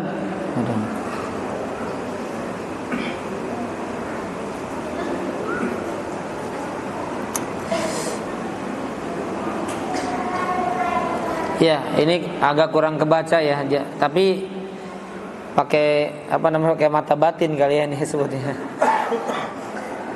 Ustaz mau tanya, ini tolong ya kedepannya jangan pakai tulisan sambung ya. Ini dokter kali kerjaannya nih. Ustaz mau tanya, katanya perempuan sebaiknya sholat di rumah walaupun sedang di Mekah atau Madinah.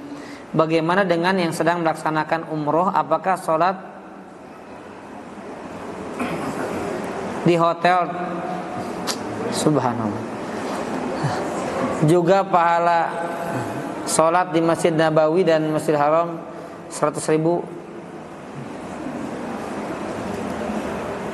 Masya Allah. Ya, jadi intinya untuk ibu-ibu, untuk para ummahat, untuk para wanita, kalau berada di Mekah jangan bersedih hati. Kenapa? Selama di tanah haram, pahala 100 kali lipatnya, 100.000 kali lipatnya itu tetap dapat walaupun di hotel. Karena dalil tentang Masjidil Haram itu bukan masjidnya kalau di Mekah. Jadi kita pun kalau salat sunnah di hotel sebagai laki-laki dapat yang 100.000 kali lipat. Paham ya? Kenapa? Karena ketika kalimatnya Masjidil Haram dulu itu Nabi tidak sedang di Masjidil Haram. Jadi tapi mencakup apa? Tanah haram. Beda dengan Masjid Nabawi. Masjid Nabawi, Masjid Nabi itu ada di tanah haram. Dan tanah haram luas di Madinah. Tetapi yang dapat pahala 1.000 kali lipat itu hanya di Masjid Nabawi. Adapun di luar Masjid Nabawi tidak. Makanya kalau ada masjid-masjid yang di luar Masjidil Haram, ada tuh di beberapa jalan, ada di Ajyad, ada di Misfalah. Itu ada masjid, ada musola tuh.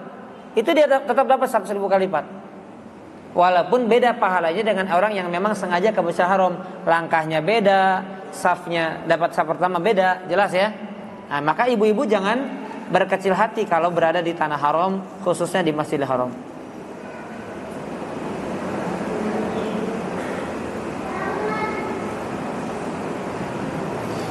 Suatu waktu yang harus ditaati suami atau amalan sunnah Ustaz. Contoh, suami melarang mengambil makanan yang terjatuh, tapi kita mau amalkan sunnah dengan mengambil di apa ini?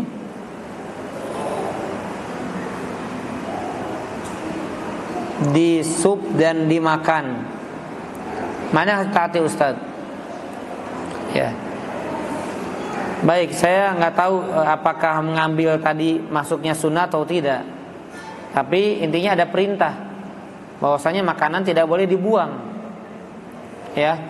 Nah, maka kalau ambil amannya, nanti aja ambilnya berarti. Ya, tidak di hadapan suami yang nanti akan menyebabkan pertengkaran. Wallahu a'lam bishawab. Dan jangan diyakini ya, belum belum 5 menit gitu ya. Emang kalau dari 5 menit diambil, Pak? Yang ada udah hilang, Pak, kalau dari 5 menit ya. Ustaz, kapan kita boleh dan tidak boleh menyebut kata qadarullah? Jazakallahu khairan Ustaz atas ilmunya. Saya pernah sampaikan kalau nggak salah ya. Qadarullah itu ketika kita bicara nasib atau takdir yang tidak sesuai dengan keinginan kita atau dengan harapan kita, selama itu tidak hubungannya dengan dosa dan maksiat. Misalnya kehilangan, qadarullah.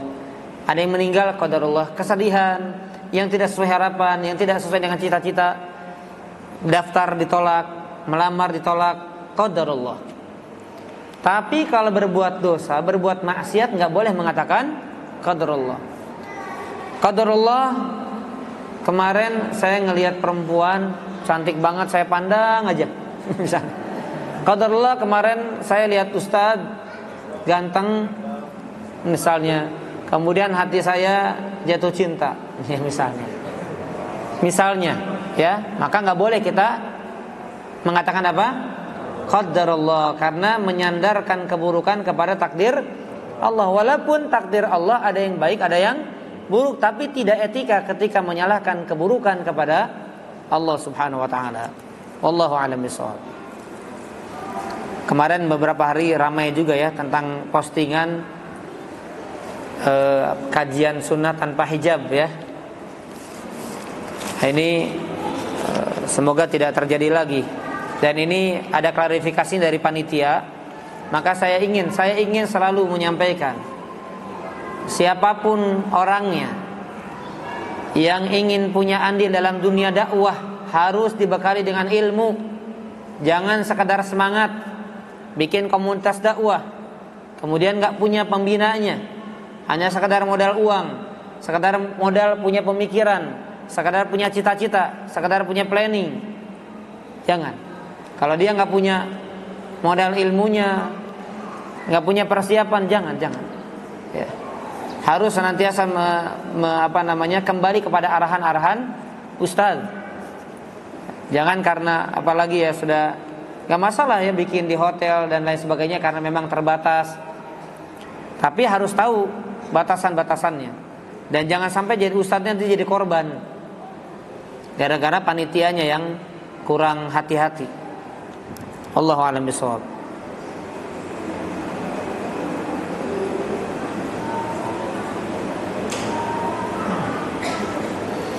Kedua orang tua sudah meninggal dan tidak berwasiat apapun. Kami 7 bersaudara, 4 saudara laki-laki, 3 saudara perempuan.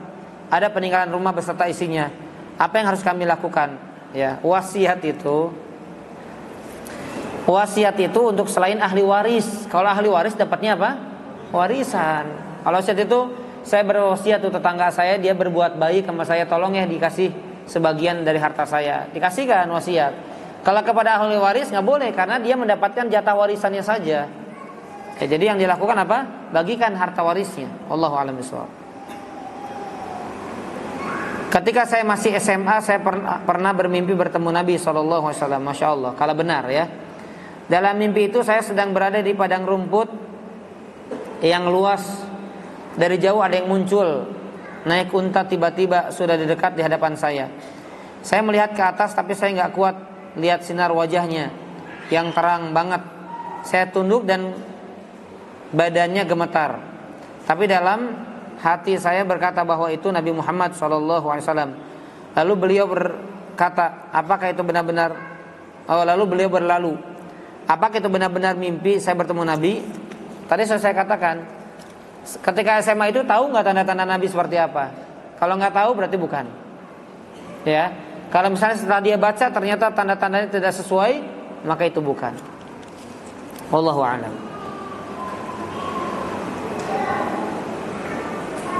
Ustaz, kalau ziarah ke kuburan yang sesuai sunnah itu harusnya bagaimana?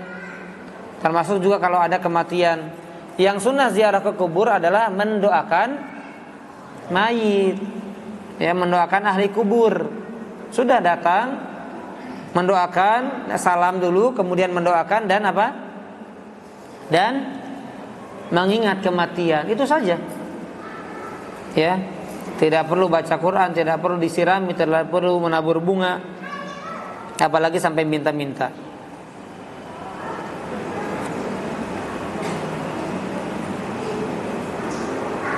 Afwan Ustaz, ada salah satu ustaz yang menyampaikan untuk baca Al-Fatihah 41 kali saat maghrib sebelum membaca doa agar anak soleh setiap maghrib.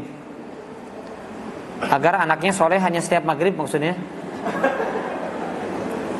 Apakah? Kalau udah isya nakal lagi anaknya. Apakah harus 41 kali Ustaz atau boleh berapa kali saja atau bagaimana Ustaz? Sepertinya saya rasa jamaah ini masih umum ya. Jamaah di sini masih umum, masih belum tahu amalan-amalan yang sesuai sunnah, masih banyak yang awam ya. Nggak apa-apa. Alhamdulillah masih semangat ngaji, masih mau ngaji, alhamdulillah. Masih haus akan ilmu agama, alhamdulillah. Itu tanda insya Allah keberkahan dan kebaikan yang Allah inginkan kepada penanya dan kepada kita semuanya. Ya, siapa yang bertanya tentang agama berarti Allah inginkan kebaikan kepadanya. Siapa yang hadir ilmu agama, majelis agama, berarti Allah inginkan kebaikan kepadanya. Jadi wallahu a'lam bishawab, saya nggak pernah dengar ada sunnah baca 41 kali Al-Fatihah, nggak ada. Ya, kalau mau doakan ibu, nggak ada syaratnya. Ibu ikhlaskan, ibu cari waktu, kesempatan, ibu puji Allah, ibu bersalawat, ya kemudian doa langsung, ya Allah solehkan anakku, cukup sudah. Allahumma ja'al waladi minas solihin misalnya, ya Allah jadikan anakku termasuk orang soleh, cukup. Ya, wallahu a'lam bishawab.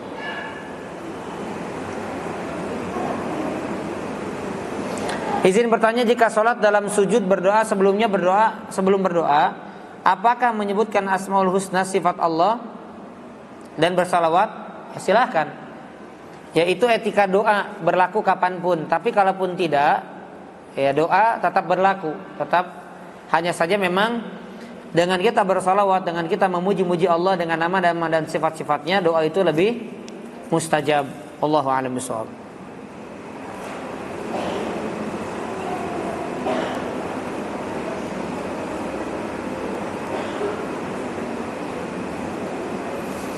Bagaimana pandangan agama kita soal oknum penegak hukum yang menganiaya, menindas, menyiksa orang yang melakukan pelanggaran pidana sebelum diadili, dan apalagi juga yang mereka yang tidak bersalah tapi sudah disiksa dan dihukum meski mereka tidak bersalah. Mereka bisa selamat di pengadilan dunia, tapi mereka tidak akan selamat di depan pengadilan Allah Subhanahu wa taala. Jadi orang yang punya wewenang, dia pun harus dibekali dengan takwa kepada Allah. Kalau tidak dibekali dengan ilmu dan takwa kepada Allah, ya itulah dia akan melakukan semena-mena. Ya, maka Allah akan balas. Allah akan balas itu. Makanya Nabi alaihi salatu wasallam mengatakan dalam satu hadis yang sahih bahwasanya pertama kali yang akan dihisab oleh Allah nanti pada hari kiamat selain salat, itu urusan ibadah, tentang apa? Urusan darah manusia. Ya, pernah nggak kita melukai, pernah kita menusuk, pernahkah kita menumpahkan, itu akan pertama kali dihisab. Ya, makanya tadi oknum penegak hukum seperti ini, kalau secara hukum di aturan undang-undang nggak boleh kan? Ya, nggak boleh dia tangkap, nggak boleh dia menyakiti, nggak boleh. Tapi kenyataannya mungkin dia kesal atau lain sebagainya, oknum, ya, walaupun mungkin oknumnya banyak juga. Dia akan dihisab, akan dimintai pertanggungjawabannya kelak di hadapan Allah Subhanahu wa taala.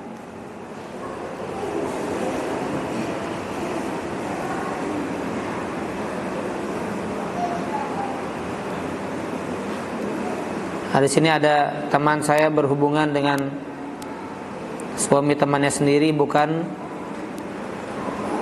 pacaran, bukan istri.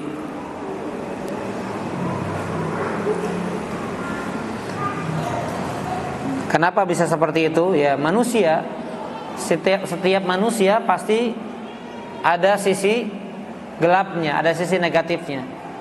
Dan naudzubillah min dzalik, ya, itu tanda ilmunya tidak bermanfaat. Ibadah kurang, walaupun hijabnya syar'i atau walaupun jenggotan misalnya. Ya, maka terus berdoa kepada Allah agar Allah memberikan pertolongan, terhindar dari berbagai macam kemungkaran. Solusi apa untuk wanita zaman sekarang yang mendapat laki-laki yang soleh, yang menegakkan syariat, Ustaz? Ya, kalau ingin mendapatkan lelaki yang baik, maka dia pun harus baik, ya. Tapi ingat, niatkan, luruskan niat, dan niatkan tetap karena Allah, bukan karena ingin mendapatkan jodoh. Karena kalau hanya sekadar ingin mendapatkan jodoh, berarti dia tidak ikhlas. Tetapi kalau karena Allah, insya Allah jodoh pun mengikuti yang baik, ya, akan mengikuti dia. Jadi dia harus ikhlas karena Allah dalam merubah penampilannya, dalam merubah amalannya, dalam interaksinya dan hubungannya dengan Allah, dalam zikir, dalam Quran dan lain sebagainya. Maka insya Allah dia pun akan mendapatkan laki-laki yang baik. Oh, ini ada kesaksian, ya. RDAY itu dekat rumah saya, Ustaz. Emang di mana? Di Bogor, ya? Saya nggak tahu itu di mana. Emang parah, dia dan warga nggak suka jamaahnya dari luar-luar. Tolong Ustaz beritakan soal ini dengan lantang, karena sudah menyimpang menurut saya.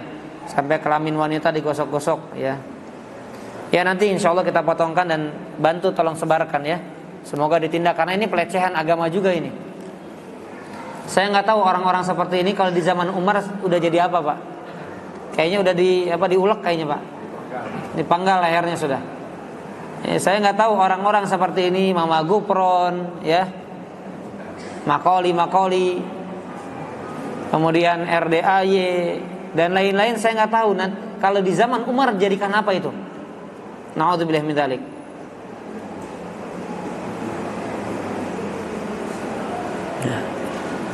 Bukankah wanita, nah ini dengarkan para lelaki, bukankah wanita setelah menikah seluruhnya sudah ditanggung suami?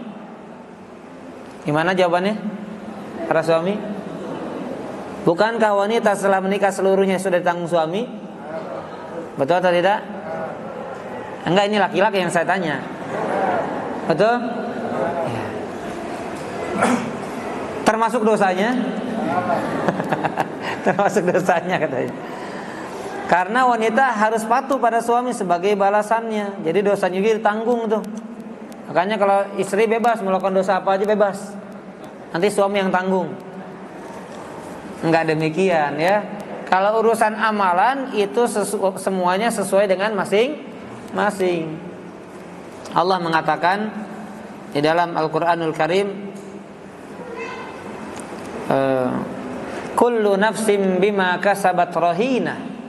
Setiap jiwa itu bima kasabat, dia dengan apa yang dilakukan rahina, dia yang menjaminnya, dia yang bertanggung jawabnya. Ada di dalam surat Al-Muddathir. Kullu nafsim bima kasabat rahina. Baik suami mempertanggungjawabkan dosa dan pahalanya, demikian pula dengan istri. Tapi suami akan dimintai pertanggungjawaban ketika membiarkan istrinya, tidak mengingkari kemungkarannya, membiarkan tidak melakukan ma'rufnya. Demikian istri akan dimintai pertanggungjawabannya ketika tidak menasehati, memberikan masukan kepada suaminya dan membiarkan anak-anaknya. Sama, istri pun akan dimintai pertanggungjawaban. Bolehkah percaya ramalan yang meramal teman saya dan disampaikan ke saya dan ramalannya sesuai keadaan? Subhanallah. Yang bertanya, saya ingin ingatkan, yang bertanya, kalau sudah dalam hati ada kepercayaan, hati-hati bisa kufur kepada Allah. Kalau tadinya penawaran dari temannya diterima, salatnya 40 hari 40 malam tidak diterima oleh Allah. Yang bertanya, Ya, tapi kalau sekedar bertanya, bolehkah percaya? Maka langsung jangan percaya. Walaupun apa yang diramalkan sesuai dengan realita terjadi, jangan. Makanya zaman sekarang, sekali lagi, dakwah tentang tauhid lebih dibutuhkan. Dakwah tentang tauhid lebih dibutuhkan. Ya, walaupun pembahasan saya hadis, tapi saya akan terus selipkan tentang tauhid. Dan hati-hati, Bapak Ibu sekalian, hati-hati. Ya, ini sudah waktunya ya. Untuk pertanyaan yang sisanya saya undur ke pertemuan berikutnya insyaallah. Hati-hati sekarang tontonan sekarang dukun-dukun sudah bikin podcast. Ya, dukun sudah bikin apa? Podcast, sekarang dikasih panggung di mana-mana dukun. Ada yang tal-bantal ya. Macam-macam lah. Segala macam. Termasuk tontonan kartun. Hati-hati. Tontonan sinetron. Tontonan drakor, saya nggak tahu gimana isinya. Tapi salah satu tontonan ini, perhatikan. Anak-anak kecil diberikan tontonan meminta kepada selain Allah. Ada bunyi, isinya apa? Semua dapat dikabulkan dengan kantong aja. Ibu-ibu kencang nih. Semua dapat dikabulkan dengan kantong syirik ini, subhanallah. Sadar nggak? Nggak sadar orang, Pak. Semua dikabulkan dengan kantong ajaib. Minta sama siapa? Sama si Dora. Hati-hati ibu yang memberikan tontonan kepada anaknya, tanggung jawab anaknya berbuat syirik. Tanggung jawab loh. Hati-hati. Dia percaya, menikmati. Baling-baling bambu, ya. Ada itu kalimatnya, semua dapat dikabulkan dengan kantong. Yang mengabulkan siapa? Hanya Allah. Tuh, pelajaran yang diajarkan kepada Ibnu Abbas radhiyallahu anhu oleh Rasulullah sallallahu alaihi wasallam, "Idza sa'alta fas'alillah." Kalau kamu minta sama Allah. Anak kecil diajarin, minta sama Dora Emen. Ya, itu bahasa Sundanya ya. Apa-apa minta. Oh banyak Pak, banyak. Bukan itu saja. Kemudian ada peri dan lain sebagainya. Jadi hati-hati ya. Sekarang banyak tontonan yang menyebabkan orang itu tidak sadar kalau itu perbuatan syirik, perbuatan-perbuatan yang menyimpang dari agama, yang di luar batas-batasan Islam. Maka kalau kita tidak membekali dan membentengi diri dengan ilmu, dengan iman dan amal soleh, na'udzubillah, kalau kita bisa terperosok masuk dalam jurang tersebut. Nas'alullaha as-salamata wal afiyah. Semoga Allah selamatkan kita dan keluarga dari perbuatan dan penyimpangan tersebut. Allahumma amin ya rabbal alamin. Demikian yang bisa kami sampaikan. Terima kasih atas kehadiran dan perhatiannya. Semoga Allah Subhanahu wa taala menetapkan pahala atas kita semuanya dari duduknya kita di majelis ilmu. Semoga dosa-dosa kita diampuni oleh Allah Subhanahu wa taala. Jangan pernah futur duduk di majelis ilmu. Karena kata Umar bin Khattab, barangkali seseorang dari rumahnya membawa satu gunung dosa, kemudian dia hadir di majelis ilmu, ada ayat, ada ceramah, ada nasihat, ada ujangan yang membuat hatinya takut, kemudian muncul rasa takut kepada Allah yang menyebabkan dosa segunung tadi terhapuskan dengan sebab munculnya rasa takut dia kepada Allah Subhanahu wa taala. Terus hadir di majelis ilmu yang diniatkan agar dosa-dosa kita digugurkan oleh Allah, derajat kita diangkat oleh Allah Subhanahu wa taala, dan semoga jalan kita menuju surga Allah dimudahkan oleh Allah Subhanahu wa taala. Baik kelak ketika kita di alam barzakh, baik ketika kita dibangkitkan oleh Allah, baik ketika kita dikumpulkan di padang mahsyar, baik ketika kita dihisab dengan hisab yang ringan, baik ketika kita diberikan kesempatan untuk bertumpung dengan Nabi, meminum dari telaganya Nabi sallallahu alaihi wasallam. Dan semoga kita juga dimudahkan ketika kita berjalan di atas jembatan yang Allah bentangkan di atas neraka jahanam. Semoga kita berjalan dengan cepat dan segera masuk ke dalam surga Allah Subhanahu wa taala. Dan siapa yang sakit semoga Allah sembuhkan. Siapa yang sulit semoga Allah mudahkan. Siapa yang belum punya keturunan semoga Allah mudahkan segera memiliki keturunan. Dan siapa yang memiliki permasalahan rumah tangga semoga Allah mudahkan dan berikan jalan solusinya. Dan siapapun yang dalam keadaan memiliki hajat, semoga Allah Subhanahu wa taala penuhi hajat-hajatnya yang menopang dia dalam ketaatan dan keberkahan di dunia dan di akhiratnya. Allahumma amin ya rabbal alamin. Subhanakallahumma bihamdika asyhadu an la ilaha illa anta astaghfiruka wa atubu ilaik. Wa sallallahu ala nabiyyina Muhammadin wa ala alihi wa sahbihi wasallam. Wa akhiru da'wana alhamdulillahi rabbil alamin. Wassalamualaikum warahmatullahi wabarakatuh.